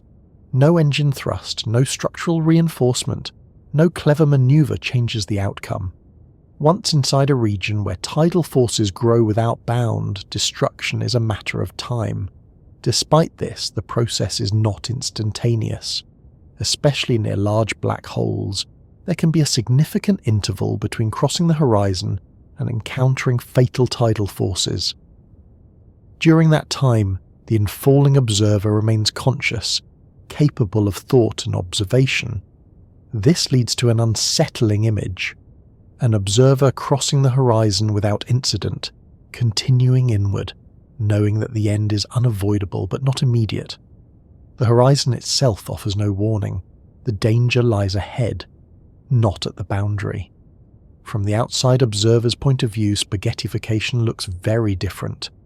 Because of time dilation and redshift, the final stages of stretching appear slowed and delayed. Signals from the infalling object take longer and longer to arrive. The destruction seems drawn out, perhaps never fully completed in observable time. Again, this does not mean the destruction does not happen. It means the information about it does not arrive. Another unfortunate aspect of black hole physics is compression. While the object is stretched lengthwise, it is also squeezed sideways. This compression increases internal pressures and temperatures. Chemical bonds break. Molecular structures fail. Atomic structures are disrupted. Eventually, matter is reduced to a stream of particles following nearby trajectories inward. The distinction between different parts of the original object is lost. Deeper still, conditions become extreme enough that our current theories struggle. Densities and energies rise beyond regimes we can test experimentally. Classical general relativity predicts a singularity, a region where curvature becomes infinite. Whether singularities truly exist or are replaced by something else in a more complete theory remains an open question. What matters for spaghettification is that long before reaching that region, ordinary matter cannot survive. It is worth noting that spaghettification is not the only unfortunate physics associated with black holes. Accretion disks, formed by matter spiraling in, heat up to tremendous temperatures. Radiation emitted that can be lethal long before tidal forces become relevant. Jets launched from near black holes can blast surrounding space with energetic particles. These effects, however, occur outside the horizon and are visible to distant observers. Inside the horizon, the list of unfortunate physics narrows. Tidal forces dominate. Geometry dictates the future. Another subtle point is that spaghettification depends on orientation. Falling feet first is different from falling sideways. The details of deformation depend on how the object is aligned relative to the gravitational field, but the end result is the same. Structural integrity is lost. This inevitability is sometimes dramatized as being torn apart instantly. That image is inaccurate for large black holes. The process takes time. It unfolds according to the curvature encountered along the way. This distinction matters because it prevents the horizon from being conflated with violence. The horizon itself is not a shredding machine. It is indifferent. This shredding happens because of increasing curvature deeper inside. Understanding this helps correct another misconception. Black holes are not aggressive entities that destroy everything nearby. They are passive outcomes of mass collapse. Objects must come very close to be affected dramatically. The term spaghettification also hides a deeper truth. The stretching and squeezing are not arbitrary. They follow precise mathematical rules. They are predictable consequences of curvature. In this sense, even the most unfortunate physics near a black hole is orderly. It obeys equations. It follows patterns. It is not chaotic in the everyday sense, even though the outcome is catastrophic for matter. From a broader perspective, spaghettification illustrates the limits of material existence. It shows that matter, no matter how complex or robust, depends on a relatively gentle spacetime background to maintain its structure. When that background becomes too curved, structure fails. This has implications beyond black holes. It reminds us that the stability of atoms, molecules, and bodies is contingent. It is not guaranteed everywhere in the universe. The phrase "other unfortunate physics" includes more than tidal stretching. Inside the horizon, the roles of space and time change. Moving inward becomes unavoidable. The future is constrained. This constraint adds psychological weight to the physical destruction. The observer cannot choose a different path. The outcome is fixed. Yet even here, the horizon itself remains quiet. There is no moment when the universe announces that destruction is inevitable. The announcement comes later through increasing stress and distortion. This delayed onset of catastrophe reinforces the idea that the horizon is not the end. It is the beginning of isolation, not the beginning of destruction. The fact that spaghettification can occur either before or after the horizon, depending on black hole mass, complicates any simple narrative. There is no universal sequence that applies to all black holes. This complexity is part of what makes black holes such effective laboratories for understanding gravity. They force theories to confront extreme conditions without offering simple answers. From the standpoint of physics, spaghettification is not the most troubling aspect of black holes. It is dramatic, but it is understood. It follows from known equations. More troubling are the questions about information, entropy, and the ultimate fate of what falls in. Those questions hinge on horizons, not on tidal forces. Still, spaghettification captures the imagination because it puts a human scale on cosmic extremes. It translates curvature into stretch, equations into experience. It reminds us that falling into a black hole is not an abstract process. It has consequences for bodies and structures. It is not merely a thought experiment. At the same time, the playful name serves an unexpected purpose. It softens the horror just enough to make the concept approachable. It invites curiosity rather than shutting it down. As we move forward, it will be important to keep this separation clear. The event horizon is a boundary of information. Spaghettification is a result of tidal forces.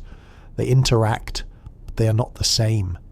The unfortunate physics of stretching, squeezing, and destruction unfold according to where and how the fall happens. The horizon itself remains a silent marker, indifferent to the fate of matter, concerned only with which stories can still be told to the outside universe and which must continue inward alone, carried by matter that stretches, thins, and eventually yields to a geometry that allows no exceptions and offers no return. At a distance, black holes are often spoken about as if they were all variations of the same object, differing only in size. That simplification is useful early on, but it hides something important. Black holes are not a single category with a single kind of boundary. Their horizons differ in structure, behaviour and consequences, depending on how the black hole formed and what properties it carries.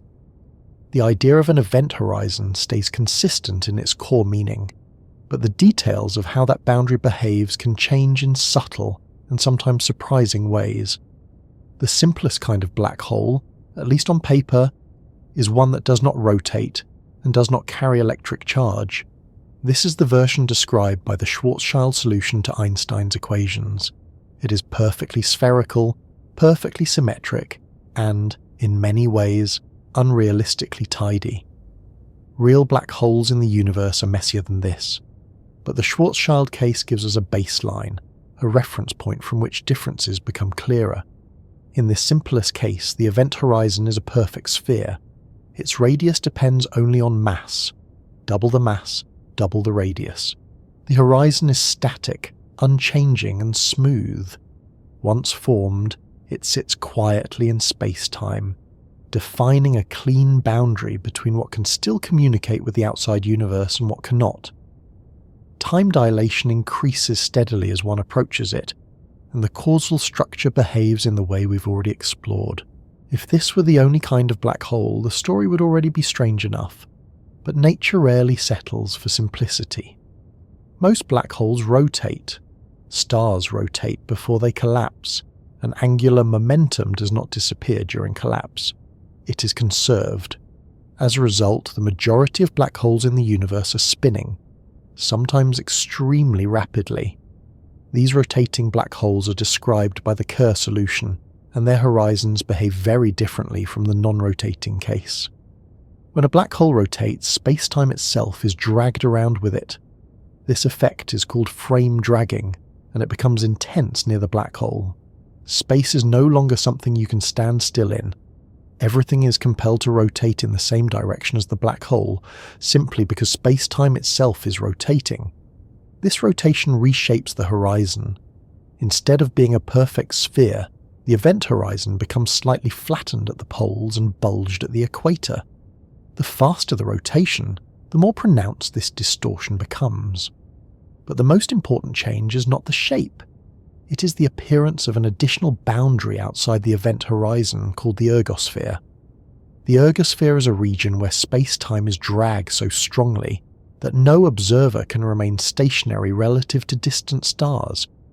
You can still escape from the ergosphere, but you cannot stand still within it. The outer edge of the ergosphere lies outside the event horizon, except at the poles where the two touch. This creates a layered structure. First, the region where frame dragging is noticeable, then the ergosphere, where motion is compulsory, then the event horizon, where escape becomes impossible. This layered structure means that rotating black holes offer more complex interactions with matter and energy. Objects can enter the ergosphere and still escape. In fact, they can do something remarkable there. They can extract energy from the black hole's rotation.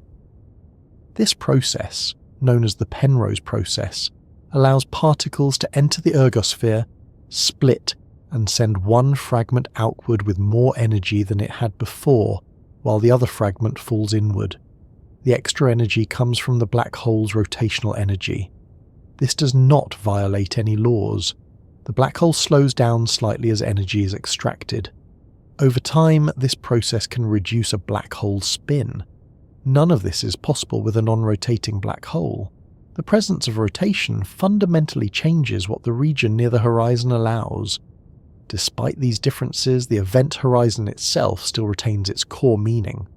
Once crossed, no signal can escape.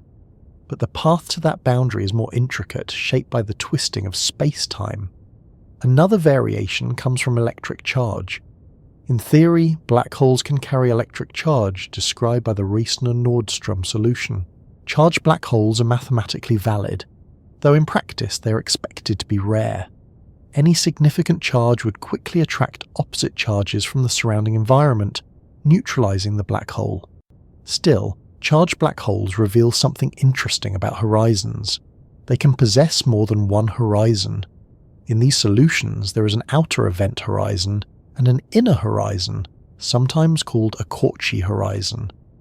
The outer horizon functions much like the familiar event horizon, separating the outside universe from the interior. The inner horizon marks a boundary where predictability breaks down in a different way. Between these horizons, spacetime behaves oddly. The roles of time and space shift more than once. Beyond the inner horizon, the equations suggest regions where determinism fails, meaning the future is not uniquely determined by the past. Whether such inner horizons are stable in real black holes remains an open question. Many physicists suspect they would be unstable and collapse under perturbations.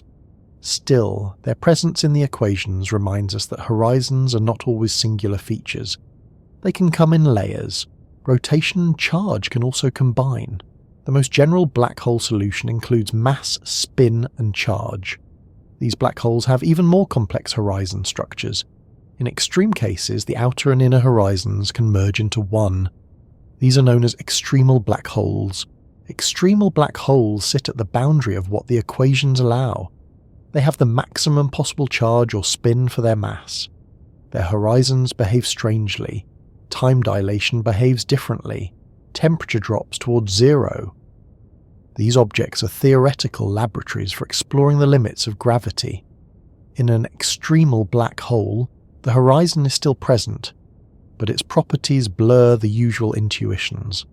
Crossing it can take infinite proper time under certain idealized conditions. The boundary becomes delicate, balanced on a mathematical edge. While such black holes may not form naturally, studying them helps physicists understand what horizons really are and what features are essential versus incidental. Another important distinction between black holes is size. Stellar mass black holes, intermediate mass black holes, and supermassive black holes all share the same basic equations, but their horizons differ enormously in scale. A stellar mass black hole might have a horizon only a few tens of kilometers across.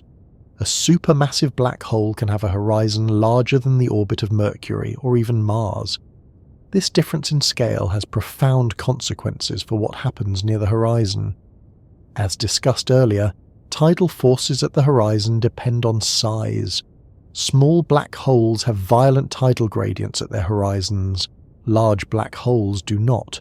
This means that the horizon of a supermassive black hole can be crossed without immediate physical harm, while the horizon of a small black hole is deadly long before it is reached. The horizon's role as a causal boundary remains unchanged, but its physical environment varies dramatically. There is also a distinction between eternal black holes and those formed by collapse. In idealized mathematics, some black holes exist forever, with horizons that extend infinitely into the past. In reality, black holes form from collapsing matter. Their horizons grow and settle into place. During formation, the horizon is not a fixed surface. It expands outward as mass collapses inward. The final position of the horizon depends on the entire future evolution of spacetime.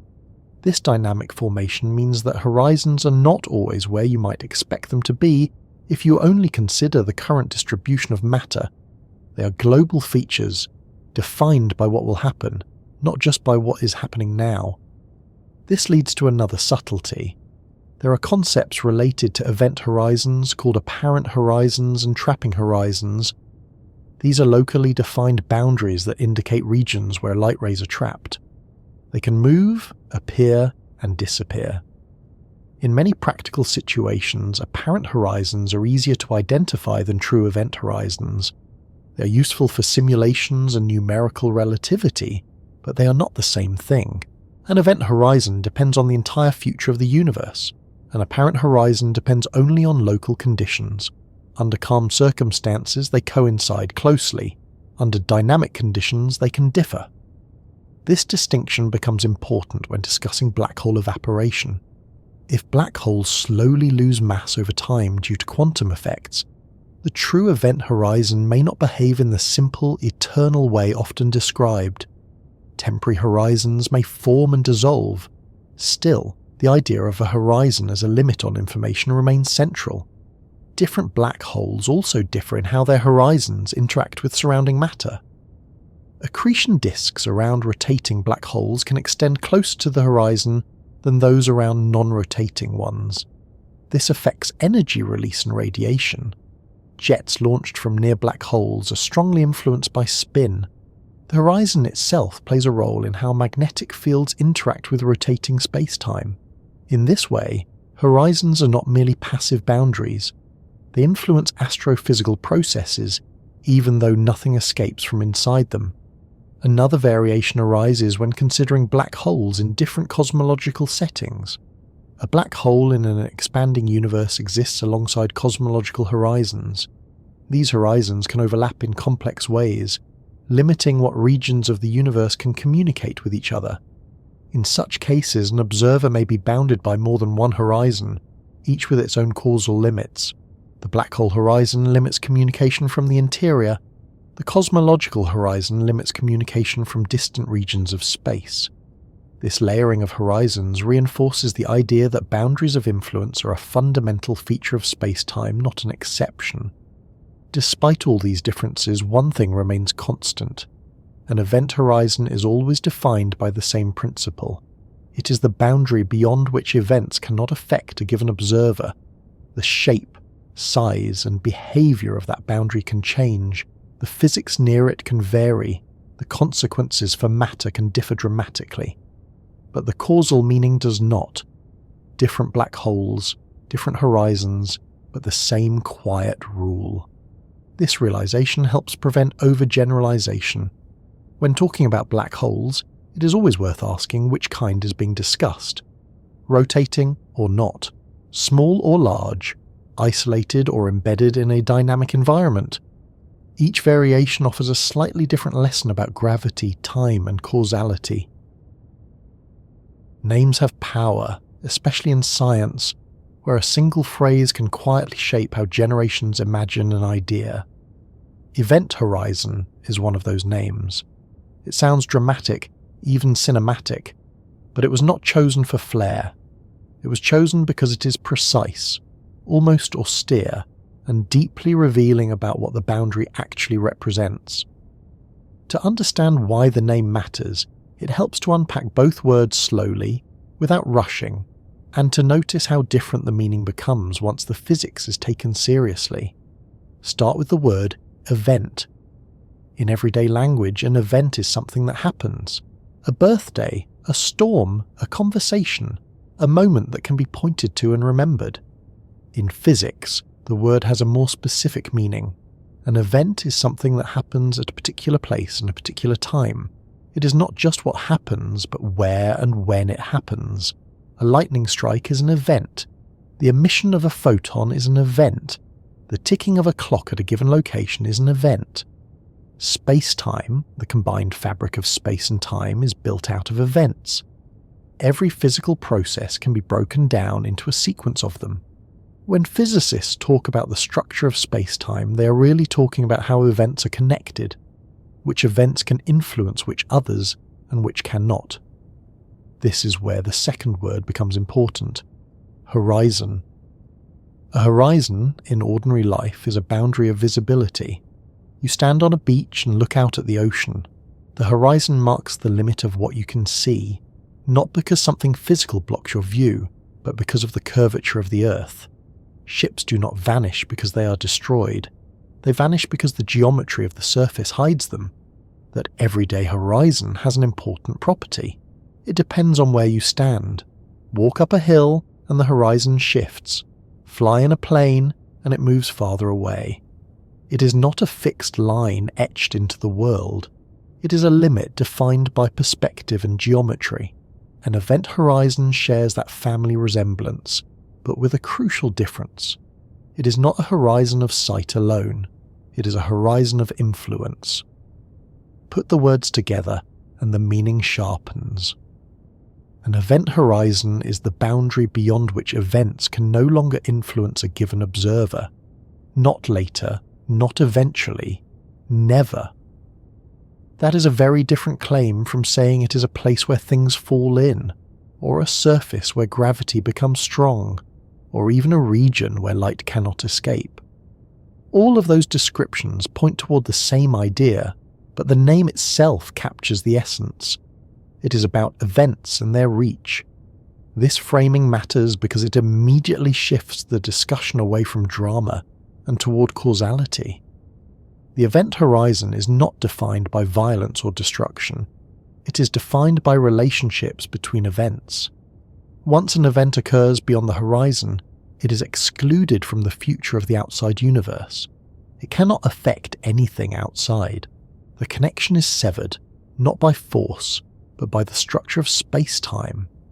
This is why the phrase "point of no return" is often used alongside event horizons. It sounds emotional, but it is technically accurate, provided it is understood properly. The return in question is not physical movement in the everyday sense. It is the ability for influence to propagate outward. After crossing the horizon, return is not impossible because of lack of energy or speed. It is impossible because there is no future-directed path that leads back out. This distinction is subtle but crucial. In many situations, no return suggests failure, exhaustion, or mechanical breakdown. A car runs out of fuel. A climber cannot make it back before nightfall. Those are contingent limits. Under different conditions, they could be overcome. The event horizon is not contingent. It is absolute. That absoluteness is why the name matters so much. Calling it a surface or a shell would be misleading. Calling it a boundary without context would be vague. Calling it an event horizon tells you exactly what kind of boundary it is. It also avoids implying that something special must happen locally at that boundary. Horizons are not places where physics necessarily changes abruptly. They are places where global relationships change. This is one of the hardest ideas to internalize, because human intuition is deeply local. We expect important boundaries to announce themselves through sensation, heat, pressure, resistance, sound, pain. The event horizon offers none of that. Its importance lies entirely in what happens later, or more precisely, in what does not happen later. This is why the name emphasizes events rather than objects. It is not about where you are.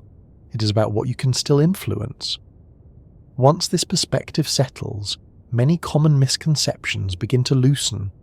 For example, the idea that the horizon is a place where things are destroyed becomes less compelling. Destruction may occur deeper inside, but that is not what defines the horizon. Similarly, the idea that the horizon is a kind of cosmic vacuum cleaner boundary dissolves. Objects do not suddenly behave differently because they crossed a line. They behave differently because their future options have changed. The name also helps clarify why event horizons appear in other contexts besides black holes. Accelerating observers have horizons. Expanding universes have horizons. In each case, there are limits on which events can influence which observers.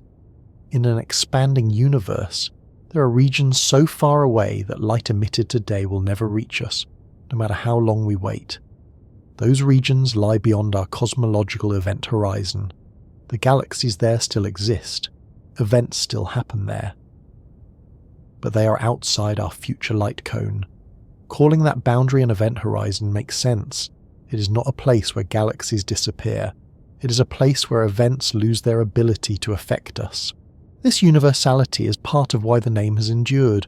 It captures a general concept, not a special case. There is also something quietly unsettling about the phrase. It suggests that the universe keeps track of what can and cannot matter to you. That there are events happening right now, somewhere, that are forever excluded from your story. Not because of distance alone, but because of how space-time is arranged. This is not a comforting thought, but it is an honest one. The name matters because it forces that honesty. It does not allow the horizon to be romanticized as merely mysterious or dangerous. It frames it as a rule. Another reason the name is important is that it avoids implying a sharp temporal moment. People often imagine crossing the horizon as a single instant, a dramatic before and after. The physics resist that narrative. From the outside observer's perspective, the crossing never happens in finite time. From the infalling observer's perspective, it happens without fanfare. There is no universal moment everyone agrees on. The phrase event horizon accommodates this ambiguity. It does not say moment of crossing. It says boundary of events. This is also why the horizon cannot be detected locally. If it were a locally detectable surface, its definition would not need to reference events elsewhere in space-time, but it does. To know whether a given event lies inside or outside the horizon, you must know the entire future of space-time. You must know whether signals from that event can ever reach a distant observer. That requirement makes the event horizon a global feature. It is defined by what will happen, not just by what is happening. This temporal reach into the future is part of why horizons feel philosophically strange. They depend on outcomes. They're shaped by possibility. The name quietly encodes this. It tells you that the boundary is not just spatial, it is tied to the future. There is also a historical reason the name matters. Early descriptions of black holes were clouded by confusion about singularities and coordinate artifacts. Physicists argued about whether certain features were real or just mathematical quirks. The event horizon emerged as something robust, something that did not depend on coordinate choices, something that could be defined invariantly in terms of causal structure. Giving it a name that reflected that causal role helped solidify its status as a real physical feature, not a trick of equations. Once named and understood this way, the horizon became central to discussions about entropy, thermodynamics, and information. Black hole entropy is proportional to horizon area, not volume. Temperature is associated with horizons. Information debates revolve around what crosses them. All of that follows naturally once the horizon is recognized as the place where information flow stops. If the name had emphasized collapse or density instead, these connections might have been harder to see. The phrase point of no return is often used informally, and it does align with the name's meaning, but it can also mislead if taken too literally. It suggests a dramatic threshold, a cliff edge. The event horizon is not a cliff. It is more like a shoreline defined by tides that never reverse. You can cross it without noticing. You can cross it gently. But once crossed, the currents no longer connect you to the open sea. This metaphor captures the spirit without suggesting violence. Another reason the name matters is psychological. It helps prevent false comfort. It reminds us that some limits are not technological. They are not waiting for better engines or smarter equations. No matter how advanced a civilization becomes, no matter how clever its machines, the event horizon enforces a rule that cannot be bypassed without rewriting the laws of space-time themselves. That realization can feel restrictive, but it can also be clarifying. It tells us where to stop asking certain questions and start asking better ones. Instead of asking what happens beyond the horizon, in a way that could be observed from outside, we ask what the horizon tells us about gravity, time, and information. The name encourages that shift. It also encourages humility. It reminds us that the universe is not obligated to make everything accessible. Some events are simply not part of our future. That does not diminish their reality. It defines our relationship to them. The name Event Horizon is not just a label. It is a compact summary of a profound idea. It tells us that there are limits not just to travel, but to influence. Not just to sight, but to causality. It reminds us that the universe is stitched together by rules that do not bend to curiosity or courage, and it does so quietly, without drama, drawing a line that nothing can cross in both directions, while everything else continues on its own side. unfolding events that can still reach us, while others, just beyond that boundary, fade permanently out of our shared future without ever needing to announce the moment they did. For something defined by its invisibility, the event horizon has an unusual amount of evidence pointing toward it. No telescope has ever photographed one directly. No instrument has ever bounced a signal off it and received a reply. And yet, within the scientific community, the existence of event horizons is treated not as speculation, but as a well-supported conclusion. This confidence does not come from seeing the horizon itself. It comes from seeing everything else behave exactly as it should if the horizon were there, quietly enforcing its rules. Detecting an event horizon is not like detecting a planet or a star. There is no light coming from it. There is no surface reflecting radiation. There is no sharp outline to trace. Instead, scientists look for patterns, absences, motions, and limits. They look for places where physics changes not abruptly, but decisively, in ways that leave only one consistent explanation. The most important thing to understand is that astronomers never observe event horizons in isolation. They observe environments shaped by them, matter falling inward, light bending around them, stars orbiting invisible masses, and radiation behaving in ways that only make sense if a causal boundary is present. One of the earliest clues came from motion. In the centers of galaxies, astronomers began to notice stars moving in tight, fast orbits around something they could not see. The speeds were enormous. The orbital periods were short. The mass required to keep those stars bound was immense, far exceeding what could be accounted for by visible matter. In our own galaxy, stars near the center orbit an unseen object with a mass of about 4 million times that of the Sun, confined to a region smaller than our solar system. That combination of mass and compactness immediately rules out most alternatives. It cannot be a cluster of ordinary stars. Such a cluster would be unstable and would emit light. It cannot be a dense cloud of gas that would radiate strongly and disperse. What remains is something massive, compact, and dark. A black hole fits those requirements precisely.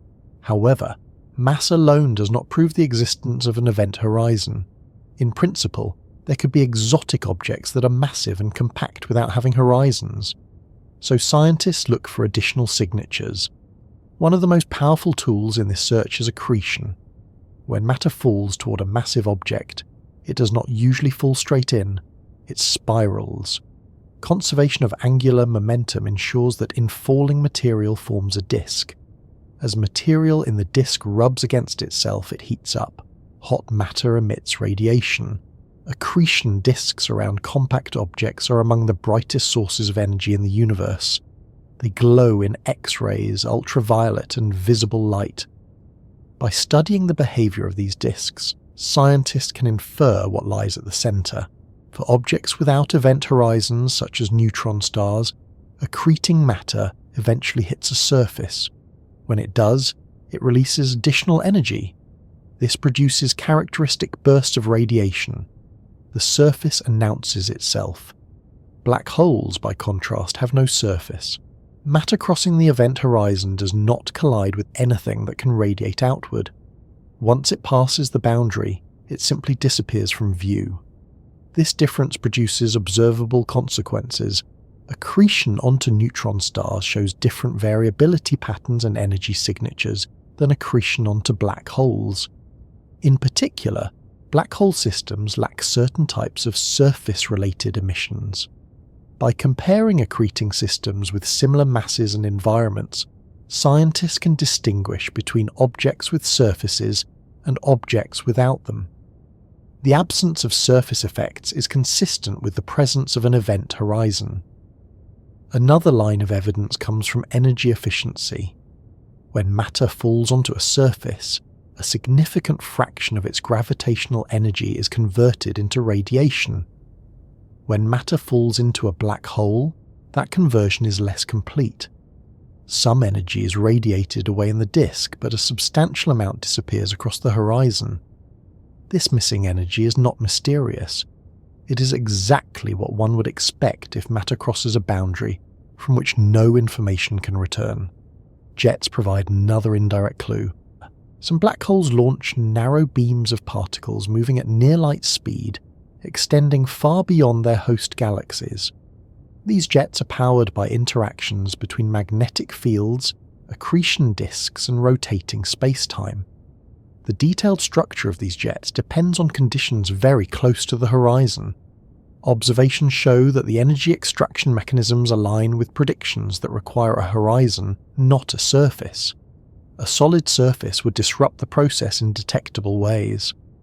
One of the most visually striking pieces of evidence arrived recently when the Event Horizon Telescope collaboration produced images of black hole shadows. These images do not show the horizon itself. What they show is the shadow cast by the black hole against the glowing background of its accretion disk. Light passing near the black hole is bent by gravity. Some photons orbit temporarily, some are flung outward, others cross the horizon and never return. The result is a dark region surrounded by a bright ring. The size and shape of this shadow depend on the mass and spin of the black hole and on the presence of an event horizon. If there were a surface just outside the horizon, light would behave differently. The shadow would change. The observed shadows match remarkably well with predictions made by general relativity for black holes with event horizons. The agreement is not perfect, but it is close enough to rule out many alternative models. Another subtle but important piece of evidence comes from gravitational waves. When two black holes merge, they produce ripples in space-time that travel across the universe. These ripples carry information about the masses, spins, and structure of the merging objects. The final stage of a merger produces a characteristic ringing pattern called a ringdown. This pattern depends on the presence of a horizon. Objects without horizons would ring differently. They would reflect gravitational waves internally, producing echoes or deviations.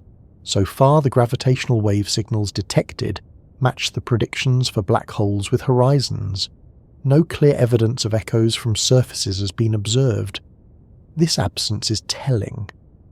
Time also plays a role in detection. Objects with surfaces can store energy and release it later. Objects with horizons cannot. Once energy crosses the horizon, it is lost to the outside universe. This difference affects how systems respond to disturbances. Black holes settle down quickly after being perturbed. Their horizons absorb disturbances efficiently.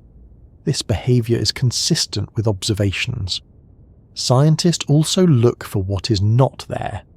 In astrophysics, absence can be as informative as presence. The lack of thermal emission from a surface, the lack of delayed echoes, the lack of certain spectral features, all of these absences point toward horizons. It's important to note that none of these observations alone is definitive. Science rarely works that way. Instead, confidence grows from convergence. Multiple independent lines of evidence all point to the same conclusion. Motion suggests extreme compactness.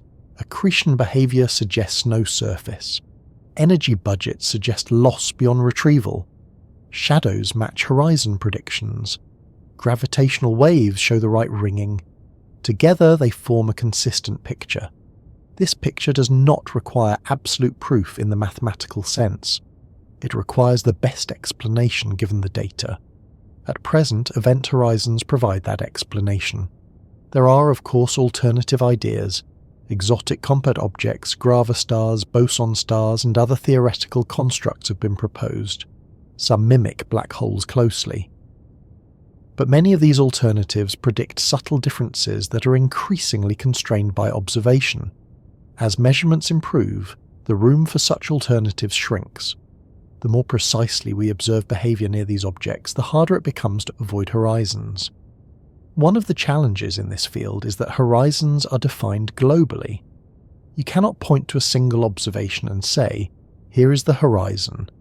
You infer its existence by understanding what cannot happen. This makes the science less intuitive, but not less rigorous. The conclusions are drawn carefully, with error bars and caveats. Another complication is that event horizons depend on the future. In principle, whether a true event horizon exists can depend on what happens billions of years from now. If a black hole evaporates completely, the global definition becomes subtle. In practice, astrophysical black holes live so long that this complication does not affect current observations. For all practical purposes, their horizons behave as permanent. Some researchers focus on apparent horizons instead. These are locally defined surfaces where light rays are trapped. Apparent horizons are easier to detect in simulations and observations. In stable situations, they closely match event horizons. Using apparent horizons allows scientists to make progress without waiting for the entire future of the universe to unfold. This pragmatic approach does not undermine the concept of an event horizon. It reflects the reality of working with finite data. Another way scientists see horizons is through consistency. General relativity predicts a specific relationship between mass, spin, horizon area, and emitted radiation. Observations increasingly confirm these relationships. Whenever new data arrives, it is checked against models with horizons and models without. So far, horizons keep winning. It is also worth remembering that detection is not about dramatic confirmation. There is no moment when a scientist says, "There it is." Instead, there is a gradual tightening of constraints, a narrowing of possibilities. Seeing the unseeable in this context means learning to read consequences. It means understanding that some things announce themselves not by appearing, but by shaping everything around them. The event horizon is one of those things. It announces itself through silence, through missing signals, through delayed light, through energy that does not come back, through shadows where light should have been. This way of seeing requires patience and restraint. It resists the urge for spectacle. In a sense, the detection of event horizons is an exercise in humility. It asks scientists to accept that some of the most important features of the universe will never be directly observed, only inferred. That does not weaken the knowledge, it strengthens it. It ties it to deep principles rather than surface impressions. As observations continue to improve, especially with next-generation telescopes and gravitational wave detectors, the picture will sharpen further. Measurements will become more precise. Alternatives will be tested more stringently. But the basic approach will remain the same. Scientists will continue to look not for the horizon itself, but for the unmistakable fingerprint it leaves on motion, light, energy, and time. In that sense, the event horizon is already visible everywhere it exists, not as an object, but as a rule quietly enforced. When the first image of a black hole's shadow was released to the public, it felt like a contradiction made visible. A photograph of something defined by its inability to be seen. A picture of absence. A dark shape outlined not by edges or surfaces, but by light that failed to return. For many people, it felt like a moment of arrival, as if the event horizon itself had finally stepped out of theory and into view. But what those images really show, and why they matter, is subtler, quieter, and much more closely tied to silence than spectacle. A black hole's shadow is not the event horizon. That distinction matters, and holding on to it helps prevent confusion. The shadow is larger than the horizon, shaped not by where escape becomes impossible, but by how light behaves just outside that boundary. It is a consequence of light paths being bent, trapped and swallowed, leaving behind a dark imprint against a glowing background. To understand the shadow, imagine light coming from hot, swirling matter around a black hole. This matter forms an accretion disk, heated to extraordinary temperatures as particles collide and spiral inward. It emits vast amounts of radiation across many wavelengths. This light does not travel in straight lines. Near a black hole, space-time curvature bends those paths dramatically.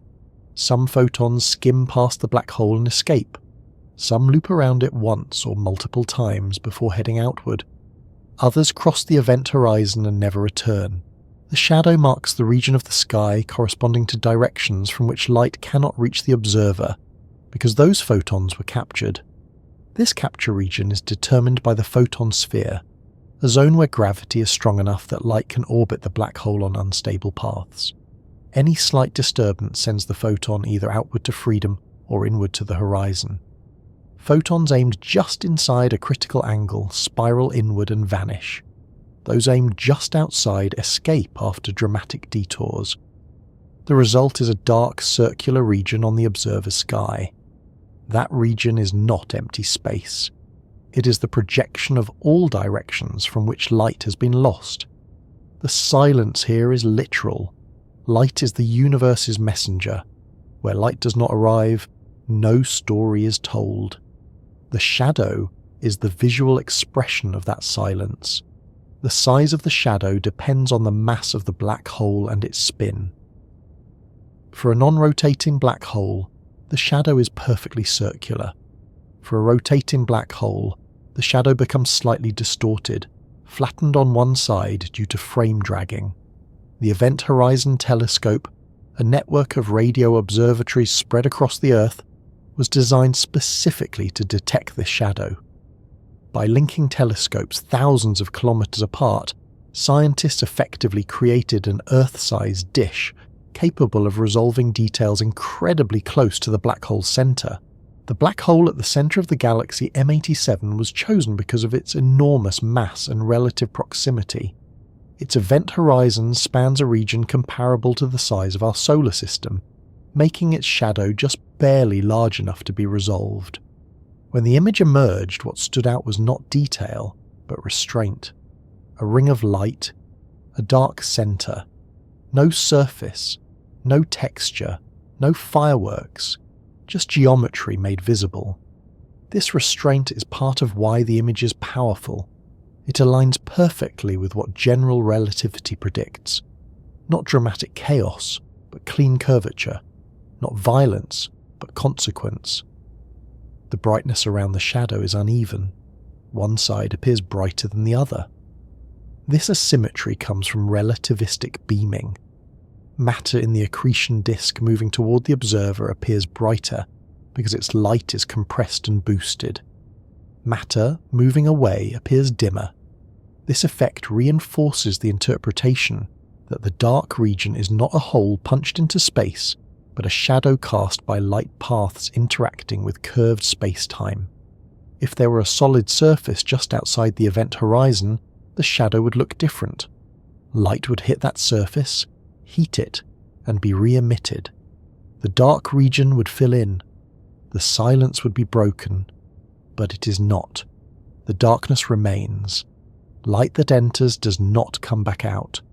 The image, therefore, is consistent with the presence of an event horizon. Still, it is important to be careful. The image does not prove the horizon exists in a strict mathematical sense. Science rarely deals in proofs of that kind. What it does is constrain possibilities. The shadow rules out many alternatives. It supports models with horizons. It disfavors models with hard surfaces. It fits into a larger body of evidence pointing in the same direction. The image also teaches us something about how to interpret absence. We are trained to trust what we see, but here, what matters is what we do not see. The dark center is meaningful precisely because it is dark. This inversion of expectation is common in black hole physics. The most important features are often defined by missing information. Signals that never arrive, energies that are not returned, paths that end quietly. Light itself becomes a storyteller through its absence. Where it cannot go, where it cannot return, it outlines boundaries we cannot touch. Another striking aspect of the shadow is its stability. Despite the chaotic motion of matter around the black hole, the shadow remains remarkably steady. The surrounding light flickers and shifts, but the dark region persists. This stability reflects the horizon's role as a fixed causal boundary. While matter comes and goes, while disks fluctuate and jets vary, the horizon remains anchored to the black hole's mass and spin. In this sense, the shadow is not a picture of destruction, but of order. It shows that even in extreme environments, space-time obeys consistent rules. The silence inside the shadow is not empty. It is full of futures that no longer connect outward. Events occur there, but they do not announce themselves. This idea can feel unsettling. We tend to equate existence with visibility. The shadow challenges that. It says something can be real, active, and structured, and still be forever hidden. The image also carries emotional weight because it compresses abstract ideas into something graspable. Theories about horizons, light cones, and causal boundaries suddenly have a shape. A dark circle, a ring of light. Yet that shape should not be mistaken for simplicity. The physics behind it is layered. General relativity determines the curvature. Plasma physics governs the accretion disk. Electromagnetism shapes radiation. Relativistic effects distort brightness. All of that complexity resolves into a single, quiet image. The silence inside the shadow is also temporal. It is not just that light does not arrive, it is that it will never arrive. The region is cut off from the observer's future. This temporal aspect is easy to miss. We tend to think spatially, imagining the shadow as a hole somewhere else. In reality, it is a hole in what can still happen for the observer. That makes the image more than a photograph. It is a map of limits. As imaging techniques improve, scientists hope to observe shadows of other black holes, compare their shapes, test predictions about spin, and search for deviations that might hint at new physics. But even as resolution increases, the horizon itself will remain unseen. The shadow will sharpen, the ring may become clearer, the interior will stay dark. That is not a failure of technology. It is a reflection of the underlying rule. The event horizon does not reveal itself by shining. It reveals itself by refusing to speak. In that refusal, it shapes everything around it. Light bends, matter heats, time stretches. And at the center of it all there is a region of silence that no observation can penetrate. This silence is not emptiness. It is exclusion. The shadow tells us where the universe has drawn a line and declined to tell us what lies beyond. Not out of malice, not out of secrecy, but because the structure of space-time does not permit conversation across that boundary.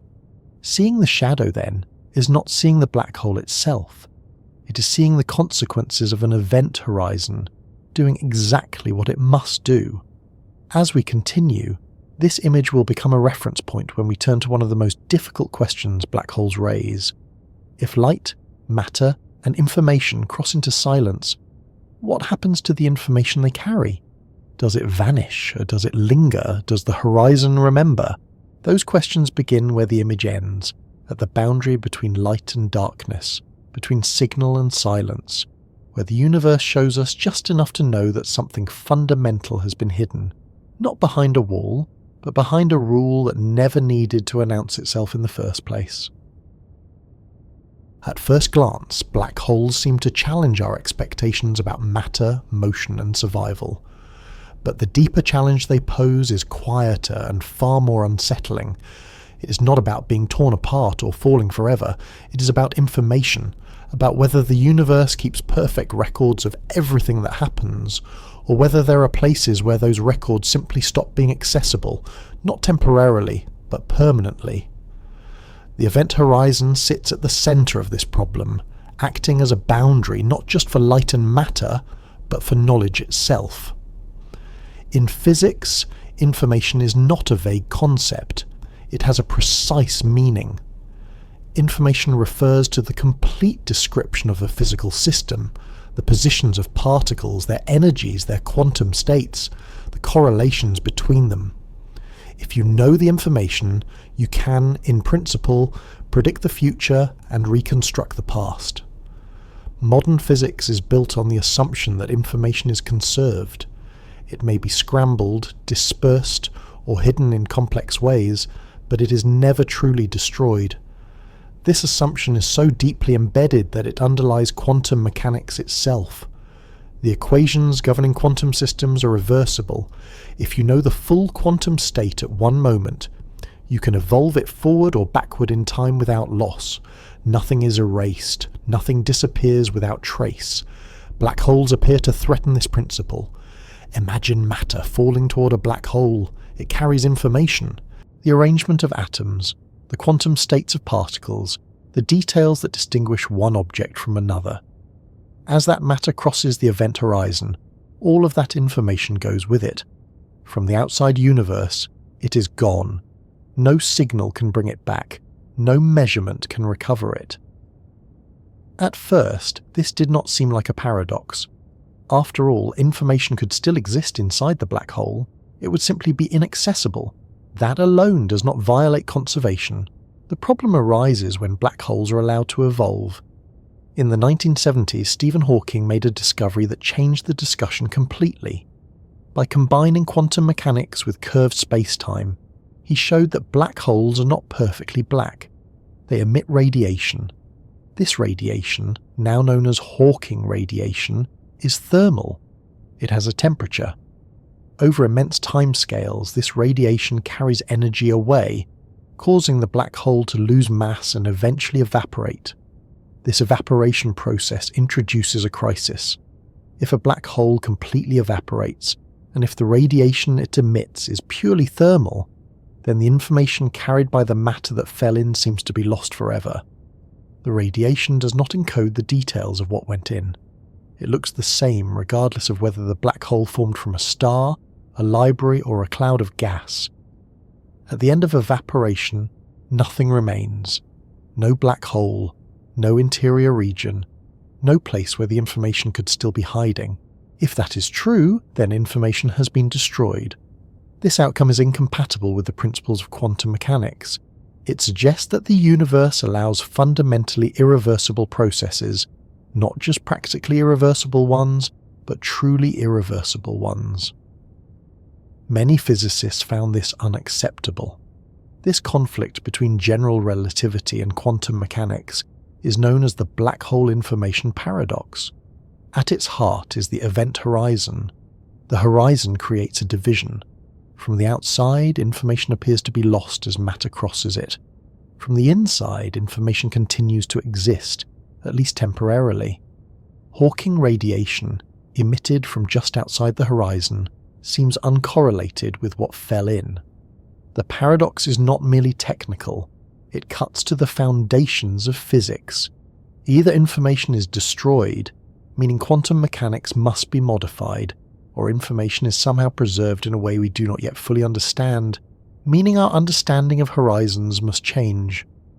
For decades, this question remained unresolved. One of the first attempts to resolve the paradox involved questioning whether information really disappears behind the horizon in the way we imagine. Perhaps the horizon is not an innocuous boundary. Perhaps it plays a more active role. This idea led to the notion that information might be stored at the horizon itself, not inside the black hole but encoded on its boundary. This proposal gained traction through the study of black hole thermodynamics. Black holes have entropy. Entropy measures the number of microscopic configurations consistent with a macroscopic state. For ordinary systems, entropy scales with volume.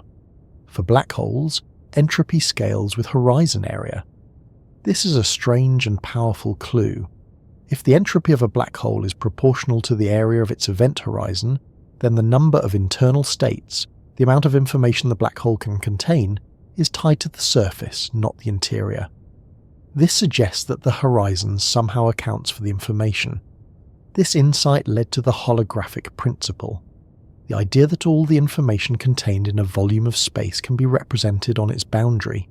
In this view, the event horizon is not just a passive divider, it is a storage medium. According to this picture, when matter falls toward a black hole, its information is not lost inside. Instead, it becomes encoded in subtle correlations on the horizon. Hawking radiation, though it appears thermal at first glance, may carry away that information in a highly scrambled form. If this is correct, then information is not destroyed. It is just extraordinarily difficult to decode. This resolution preserves quantum mechanics, But it raises new questions. If information is stored on the horizon, what does that mean for the experience of the infalling observer? From their perspective, nothing special happens at the horizon. They pass through without noticing. If the horizon is an active information processing surface, does that contradict the smoothness of space-time at the crossing?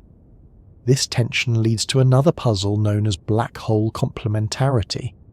The idea is that no single observer ever sees a contradiction.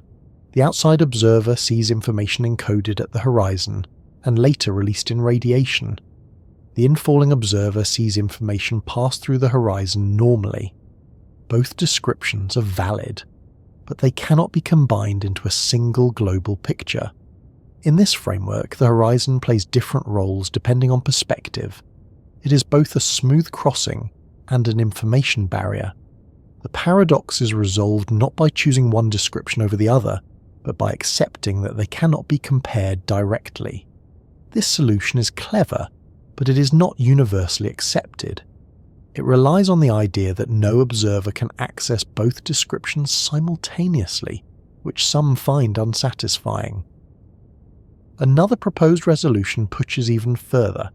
It suggests that the horizon is not smooth at all. Instead, it might be a violent region filled with high-energy effects, sometimes referred to as a firewall. In this scenario, an infalling observer would encounter intense radiation at the horizon, destroying them immediately. This breaks the equivalence principle, which says that free fall should feel smooth, but it preserves information by preventing it from crossing the horizon in the usual way. Firewalls are controversial. They solve some problems while creating others. They challenge deeply held assumptions about space-time smoothness. The fact that such radical ideas are taken seriously underscores how severe the information problem is. There are also approaches that suggest black holes never fully evaporate. Perhaps a remnant remains carrying the information. This avoids destruction, but introduces its own difficulties, such as explaining how a tiny remnant can store an arbitrarily large amount of information. Other ideas propose that space-time itself changes near the horizon in subtle ways, allowing information to leak out without violating known laws. Despite decades of work, there is no universally accepted solution. What is clear is that the event horizon is central to every version of the problem. Without a horizon, information loss is much easier to avoid. With a horizon, the universe draws a line that complicates everything. The horizon enforces a one-way flow. Matter and information go in, nothing comes out.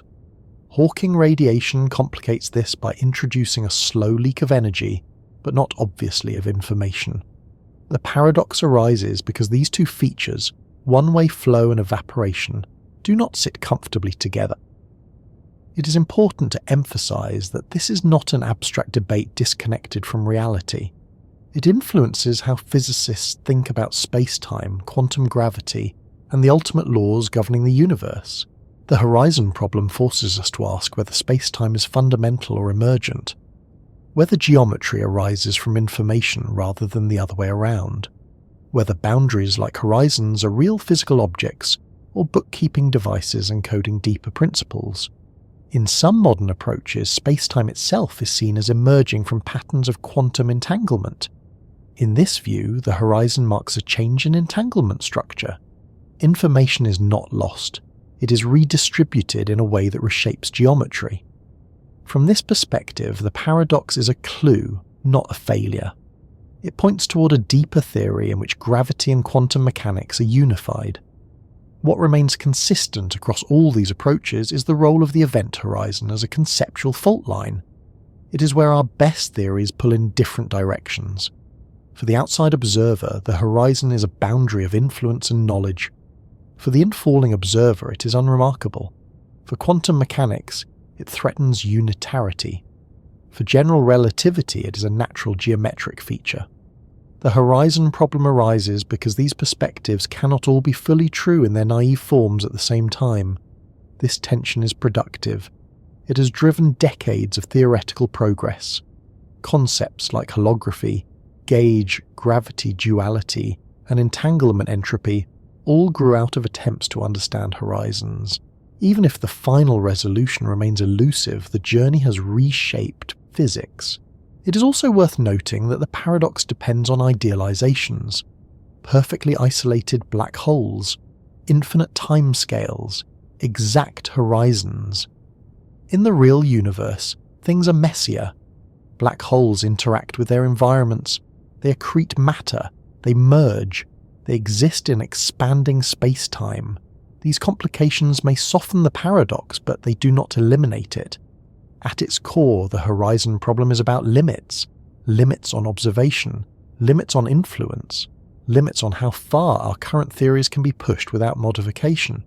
The event horizon embodies those limits in a concrete way. It is not just a place where light fails to escape. It is a place where our assumptions about information are tested. This is why discussions of black holes often drift into philosophy, not because the physics is vague, but because the implications are profound. If information can be lost, then the universe forgets.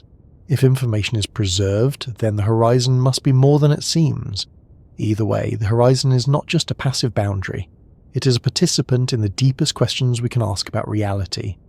For now, the best we can say is that the paradox remains open. There are promising ideas, there are partial resolutions, there is no consensus. What we do know is that the event horizon forces the issue. It does not allow the problem to be ignored. Once you spend enough time with event horizons, a strange shift happens. What began as a solid, almost rigid idea starts to soften at the edges, not because the evidence weakens, but because the questions deepen. After light, time, information, and observation have all been pushed up against this boundary, it becomes reasonable to ask whether the event horizon exists in the way we usually imagine it, or whether it is something more conditional, more dependent on perspective and theory than its confident name suggests. This question is not a denial of black holes. It is not a return to skepticism about whether massive, compact objects exist. Observations leave little room for doubt there. What is being questioned is subtler. It is about whether the event horizon, as a perfectly defined absolute boundary, is a fundamental feature of reality or an emergent one, a useful construct that works extremely well in certain limits but may blur when examined closely enough. To see why this question arises at all, it helps to return to how event horizons are defined. An event horizon is not identified by local measurements. You cannot place an instrument next to it and detect it directly. Its definition depends on the entire future of space-time. Whether a given event lies inside or outside an event horizon depends on whether signals from that event can ever reach a distant observer, even in principle. This reliance on the future is unusual. Most physical quantities are defined locally or at least causally. Temperature can be measured here and now. Curvature can be inferred from nearby motion. Even energy, though subtle, has operational meaning. The event horizon, by contrast, requires knowing what will happen forever. This alone raises eyebrows. It suggests that the horizon is not something space-time announces locally, but something we infer after considering an entire global history. In idealized solutions to Einstein's equations, such as eternal black holes, this is not a problem. The space-time is fixed, the future is known, the horizon is cleanly defined, but real black holes are not eternal. They form from collapsing matter. They interact with their surroundings, and if quantum effects are included, they may eventually evaporate. Once these real-world complications are introduced, the sharpness of the event horizon becomes harder to pin down. Consider a black hole forming from a collapsing star. During the collapse, an apparent horizon forms first. This is a locally defined surface where outgoing light rays momentarily stop expanding. It is a practical indicator that something black hole-like is forming. The true event horizon, however, may extend slightly outside or inside this apparent horizon, depending on what happens later. Its exact location depends on the full future evolution of the collapse. In simulations, physicists often track apparent horizons because they are locally detectable. Event horizons are reconstructed afterward, once the entire space-time is known. This difference is not just technical. It hints that the event horizon may be more of a bookkeeping device than a physical surface. That suspicion grows stronger when black hole evaporation is considered. Hawking radiation implies that black holes lose mass over time. Over extraordinarily long timescales, they may disappear entirely. If a black hole evaporates completely, does it ever truly have an event horizon? From a strict definition, an event horizon is a boundary separating events that can influence future infinity from those that cannot. If a black hole evaporates fully, and if information eventually escapes, then there may be no region of spacetime permanently cut off from the outside universe. In that case, what looked like an event horizon for most of the black hole's lifetime may never have been a true event horizon at all. It may have been an apparent horizon, a temporary trapping surface, but not an eternal causal boundary. This possibility is unsettling because it suggests that the horizon's existence is conditional, not absolute.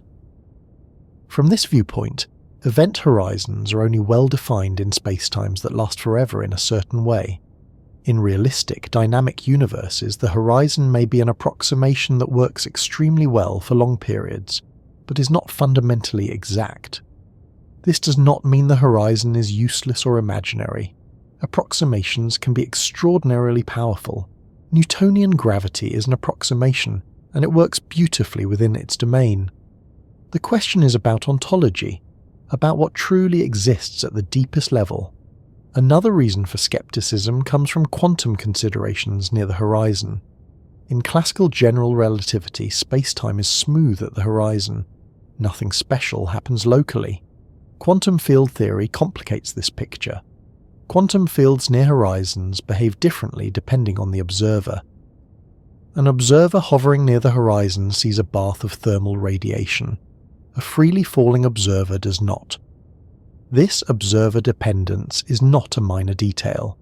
It suggests that the horizon has different physical properties depending on how it is probed. Some interpretations take this as a hint that the horizon is not an objective feature in the same way for all observers. It may be a manifestation of how information is partitioned between observers rather than a physical membrane existing independently of observation. This idea becomes more prominent in approaches that treat space-time as emergent. In these frameworks, space-time geometry arises from underlying quantum degrees of freedom, such as entanglement patterns. From this perspective, the event horizon may mark a change in entanglement structure rather than a literal boundary in space. It is a feature of how information is organized, not a thing you could ever touch. If space-time itself is emergent, then horizons may be emergent too. They may appear sharp when described in coarse-grained terms, but dissolve when viewed at the fundamental level. This does not make them less real in practice. It makes them similar to other emergent phenomena. Temperature is emergent. It is not a property of individual particles, but it is undeniably real. Horizons may be similar.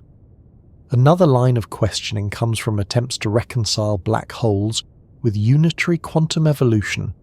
If information is preserved, as quantum mechanics insists, then the event horizon cannot behave exactly like a one-way wall forever.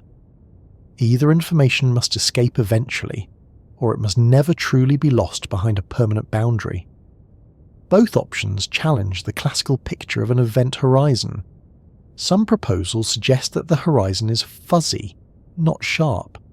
Quantum fluctuations blur its location. There is no precise surface.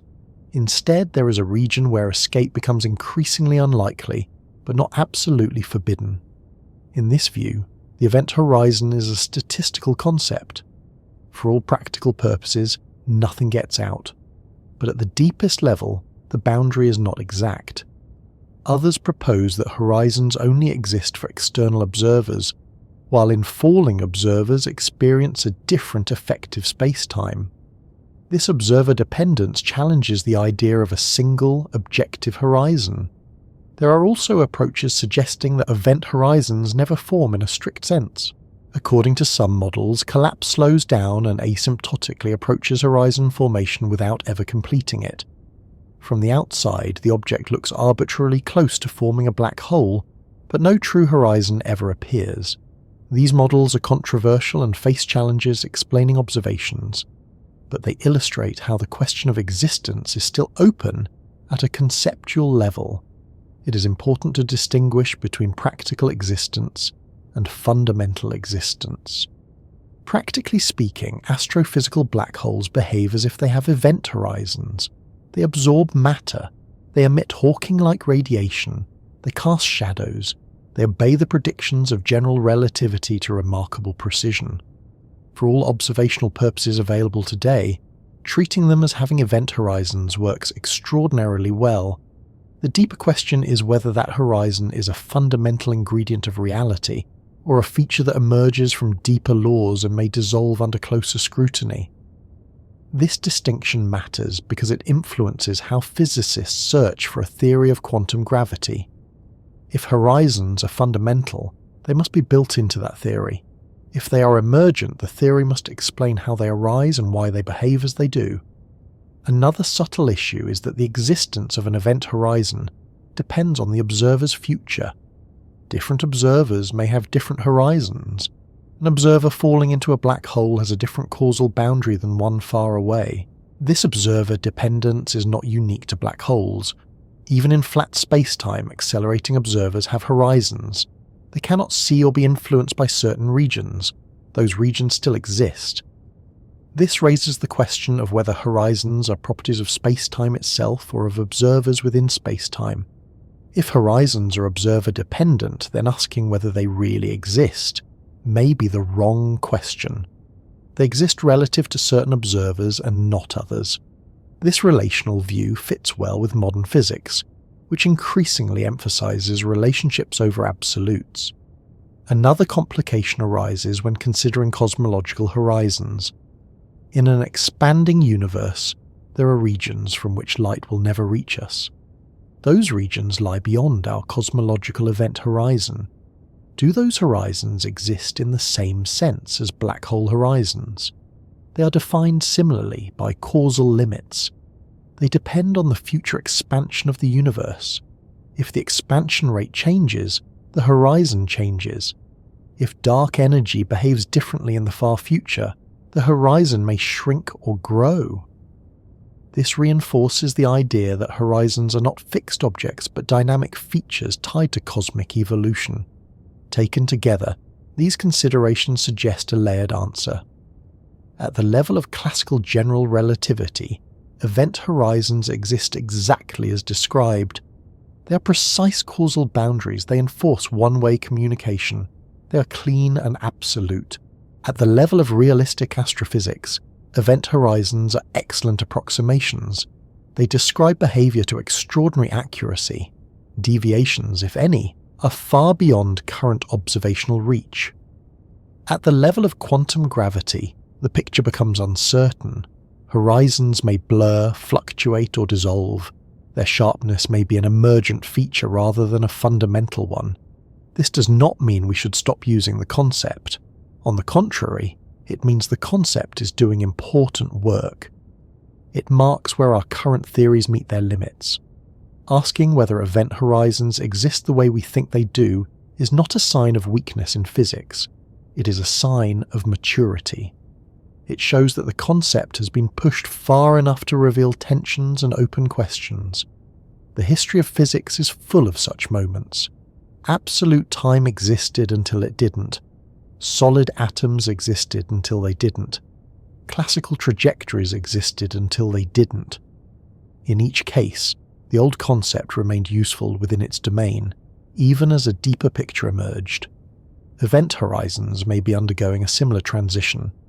They may remain indispensable tools for understanding black holes, even if their ultimate nature turns out to be more subtle than a simple boundary.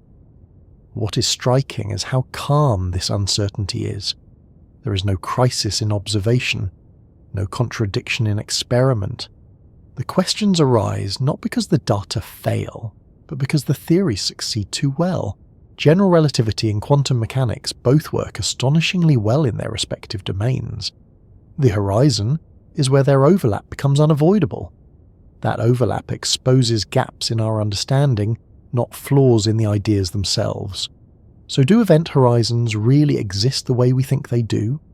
The honest answer is layered. Yes, they exist in the sense that matters for observation and prediction. Yes, they exist as causal boundaries in classical spacetime. But at the deepest level, their existence may be conditional, emergent, or approximate. They may be less like walls and more like coastlines, sharp from afar, intricate and shifting when examined up close. This does not diminish their importance. It enhances it. Because whatever the final theory reveals, it will have to explain why horizons appear so robust, why they enforce silence so reliably, and why they shape light, time, and information in exactly the ways we observe. After spending time at the edge of an event horizon, after following light as it bends and fades, time as it stretches and thins, and information as it slips beyond reach, it becomes clear that this boundary is not just a feature of black holes. It is a teacher. Quiet, uncompromising, and patient, the event horizon forces us to reconsider what we mean by reality itself. Not in an abstract or poetic sense, but in a concrete, physical way that touches observation, knowledge, and the structure of the universe. One of the first lessons the event horizon teaches is that reality is not obligated to be fully accessible. This may sound obvious, but it runs against a deep instinct. Human curiosity is built on the assumption that, given enough time and effort, any question can be answered. Mountains can be climbed, oceans can be crossed, atoms can be split. Even distant galaxies can be studied by collecting their light. The event horizon quietly refuses this assumption. It establishes that there are regions of space-time from which no information can ever reach us, not because of technological limits, but because of how space-time itself is arranged. This is not a temporary barrier. It is not something waiting to be overcome. It is a rule. That realization changes how we think about knowledge. It tells us that the universe does not guarantee transparency. Some events happen without leaving traces that can propagate outward. They are real, but they are not part of our shared future. This does not make the universe hostile or deceptive, it makes it structured. Another lesson is that reality depends on perspective, not in a vague or philosophical way, but in a precise physical sense. The event horizon exists differently for different observers. A distant observer sees a boundary that nothing ever crosses in finite time. A falling observer crosses without noticing anything special. Both descriptions are correct. Neither can be elevated to an absolute account. This challenges the idea that there is always a single, privileged description of what really happens. Instead, reality allows multiple consistent narratives, each tied to the observer's path through space-time. This is not a failure of objectivity, it is a refinement of it. Objectivity in modern physics does not mean a single story told from nowhere. It means consistency across all valid perspectives, even when those perspectives cannot be merged. The event horizon forces us to accept that consistency does not require uniformity. It also teaches us that boundaries in the universe are often defined by what cannot happen, rather than by what does. The horizon is not a wall, a surface, or a material object. It is a boundary of possibility. Beyond it, certain futures no longer exist. This kind of boundary is unfamiliar in everyday life, where limits are usually enforced by resistance, friction, or obstacles. The event horizon enforces its limit through geometry alone. It does not push back. It does not exert pressure. It simply rearranges the set of allowed paths. That idea, that the universe can prohibit outcomes not by force but by structure, is one of the most profound insights general relativity offers. The event horizon is one of its clearest expressions. Another lesson concerns time. Near the horizon, time does not behave as a universal backdrop. It becomes local, flexible, and observer-dependent. For some, it stretches toward infinity. For others, it passes without drama. This undermines the intuitive notion that time is a single, flowing river carrying everyone along at the same rate.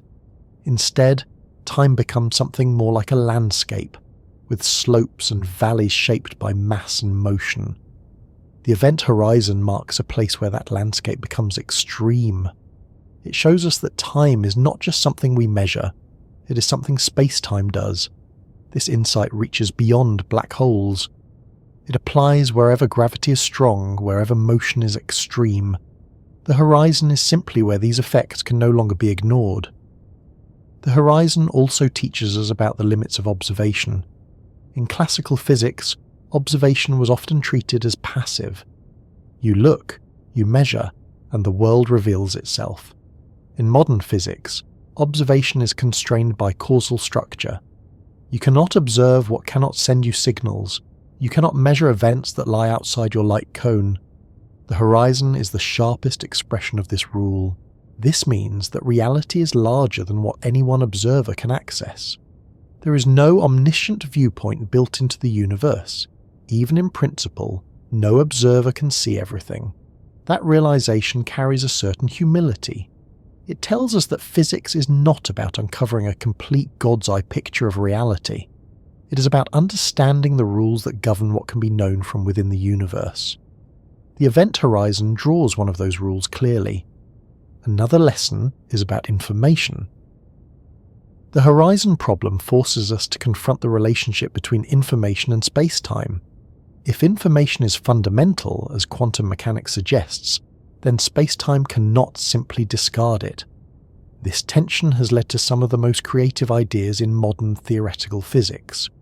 The holographic principle, the connection between geometry and entanglement, and the idea that space-time itself may emerge from information, all trace their roots to questions raised by horizons. In this sense, the event horizon is not just a boundary, it is a pressure point. It presses our theories until hidden assumptions are exposed. What emerges from that pressure is the possibility that space and time are not fundamental ingredients, but collective phenomena arising from deeper rules. If that is true, then horizons are not anomalies. They are signposts pointing toward the underlying structure. The horizon also teaches us something about permanence and change. From the outside, black holes appear stable. Their horizons persist, their shadows remain. From the inside, everything continues toward change and eventual destruction. This duality reminds us that stability and impermanence are not opposites. They coexist depending on perspective. In everyday experience, we tend to equate what lasts with what matters. The event horizon complicates that. It shows that something can be permanent in its effects, while remaining invisible and unreachable. The horizon's permanence is not physical presence, but causal exclusion. There is also a lesson here about silence. The horizon does not announce itself. It does not glow. It does not emit warnings. Its presence is inferred through absence. In a universe filled with radiation, noise, and motion, the horizon is defined by quiet.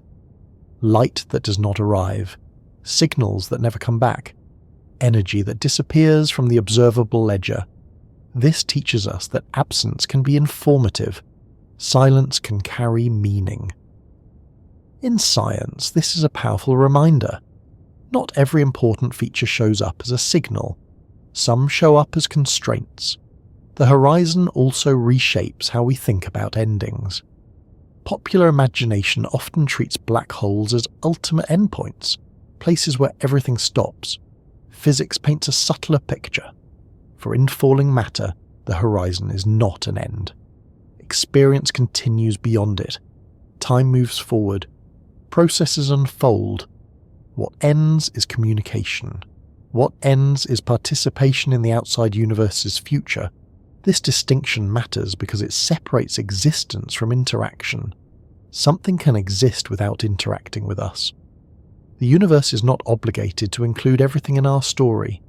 That realization can feel unsettling, but it is also clarifying.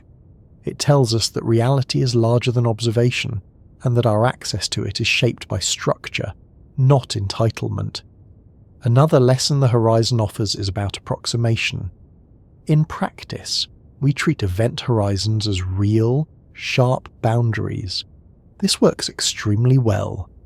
Predictions based on this assumption match observations with extraordinary accuracy. At the same time, deeper theoretical work suggests that this sharpness may be approximate. Horizons may blur at quantum scales. They may fluctuate. They may dissolve over vast timescales. This teaches us something important about scientific concepts. They do not need to be ultimate to be useful. A concept can be both indispensable and incomplete. The event horizon may be like absolute time once was, a powerful organizing idea that works within a certain regime, even as a deeper picture waits underneath. Understanding this helps prevent false dilemmas. We do not have to choose between horizons being real or illusory. They can be real in the way temperature is real, even though it emerges from deeper microscopic behavior. Another lesson concerns patience. The event horizon is defined over infinite timescales. Whether information escapes, whether evaporation completes, whether certain boundaries persist, these questions unfold over durations far longer than the current age of the universe. This forces physics to think beyond immediate observation and into the structure of possibility. It requires models that remain consistent not just for years or centuries, but for eons. That long view is rare in human experience, but essential in cosmology. The horizon also teaches us about restraint in explanation. It resists over-interpretation. It does not invite speculation about what lies beyond in a way that can be tested from outside. Instead, it directs attention back to what can be known, measured and constrained. It encourages careful reasoning rather than imaginative excess. This restraint is not limiting, it is grounding. By accepting the boundary, physics is free to explore everything up to it with clarity and confidence. There is also a lesson here about coexistence of theories. General relativity and quantum mechanics both succeed extraordinarily well, yet they clash at the horizon. Rather than invalidating either theory outright, the horizon shows us that both are incomplete when taken alone. It marks the place where a deeper synthesis is needed. This makes the horizon less like a problem and more like a guide. It tells us where to look next. In that sense, resting at the boundary is not about stopping inquiry. It is about recognizing where inquiry must change form. The event horizon also invites reflection on humility. It reminds us that the universe does not center observers. It does not optimize itself for comprehension. It simply follows its rules. Those rules allow life, thought, and science to exist, but they do not guarantee full access to everything that exists. Accepting that is not a defeat. It is a realistic assessment of our place within the system we study. Finally, the event horizon teaches us that reality is not defined solely by what we can see, measure, or retrieve. It is defined by structure, by relationships, and by limits. The horizon is one such limit. It is quiet, precise, and unavoidable. Resting at this boundary, metaphorically speaking, does not mean crossing it or conquering it. It means understanding what it represents. It represents the idea that the universe can draw lines that are not physical barriers, but causal ones. That it can allow events to happen without allowing them to be shared. That it can preserve consistency without guaranteeing access. In learning this, we learn something about ourselves as well, about how knowledge works, about how far explanation can go, about when acceptance is part of understanding. The event horizon does not close the book on inquiry, it reframes it. It tells us that some questions are not answered by going further in, but by looking more carefully at the edge itself, at the rules that create it, at the principles it exposes. In that sense, the horizon is not an ending. It is a place of pause, a place where physics slows down, not because it has failed, but because it has reached a boundary that deserves respect. And in that pause, in that quiet acknowledgement of limits, the universe offers one of its most important lessons. That reality is not defined by our reach alone, but by the structures that shape what can be reached, what can be shared, and what must, by the nature of space-time itself, remain forever beyond our future, while still being fully, undeniably real.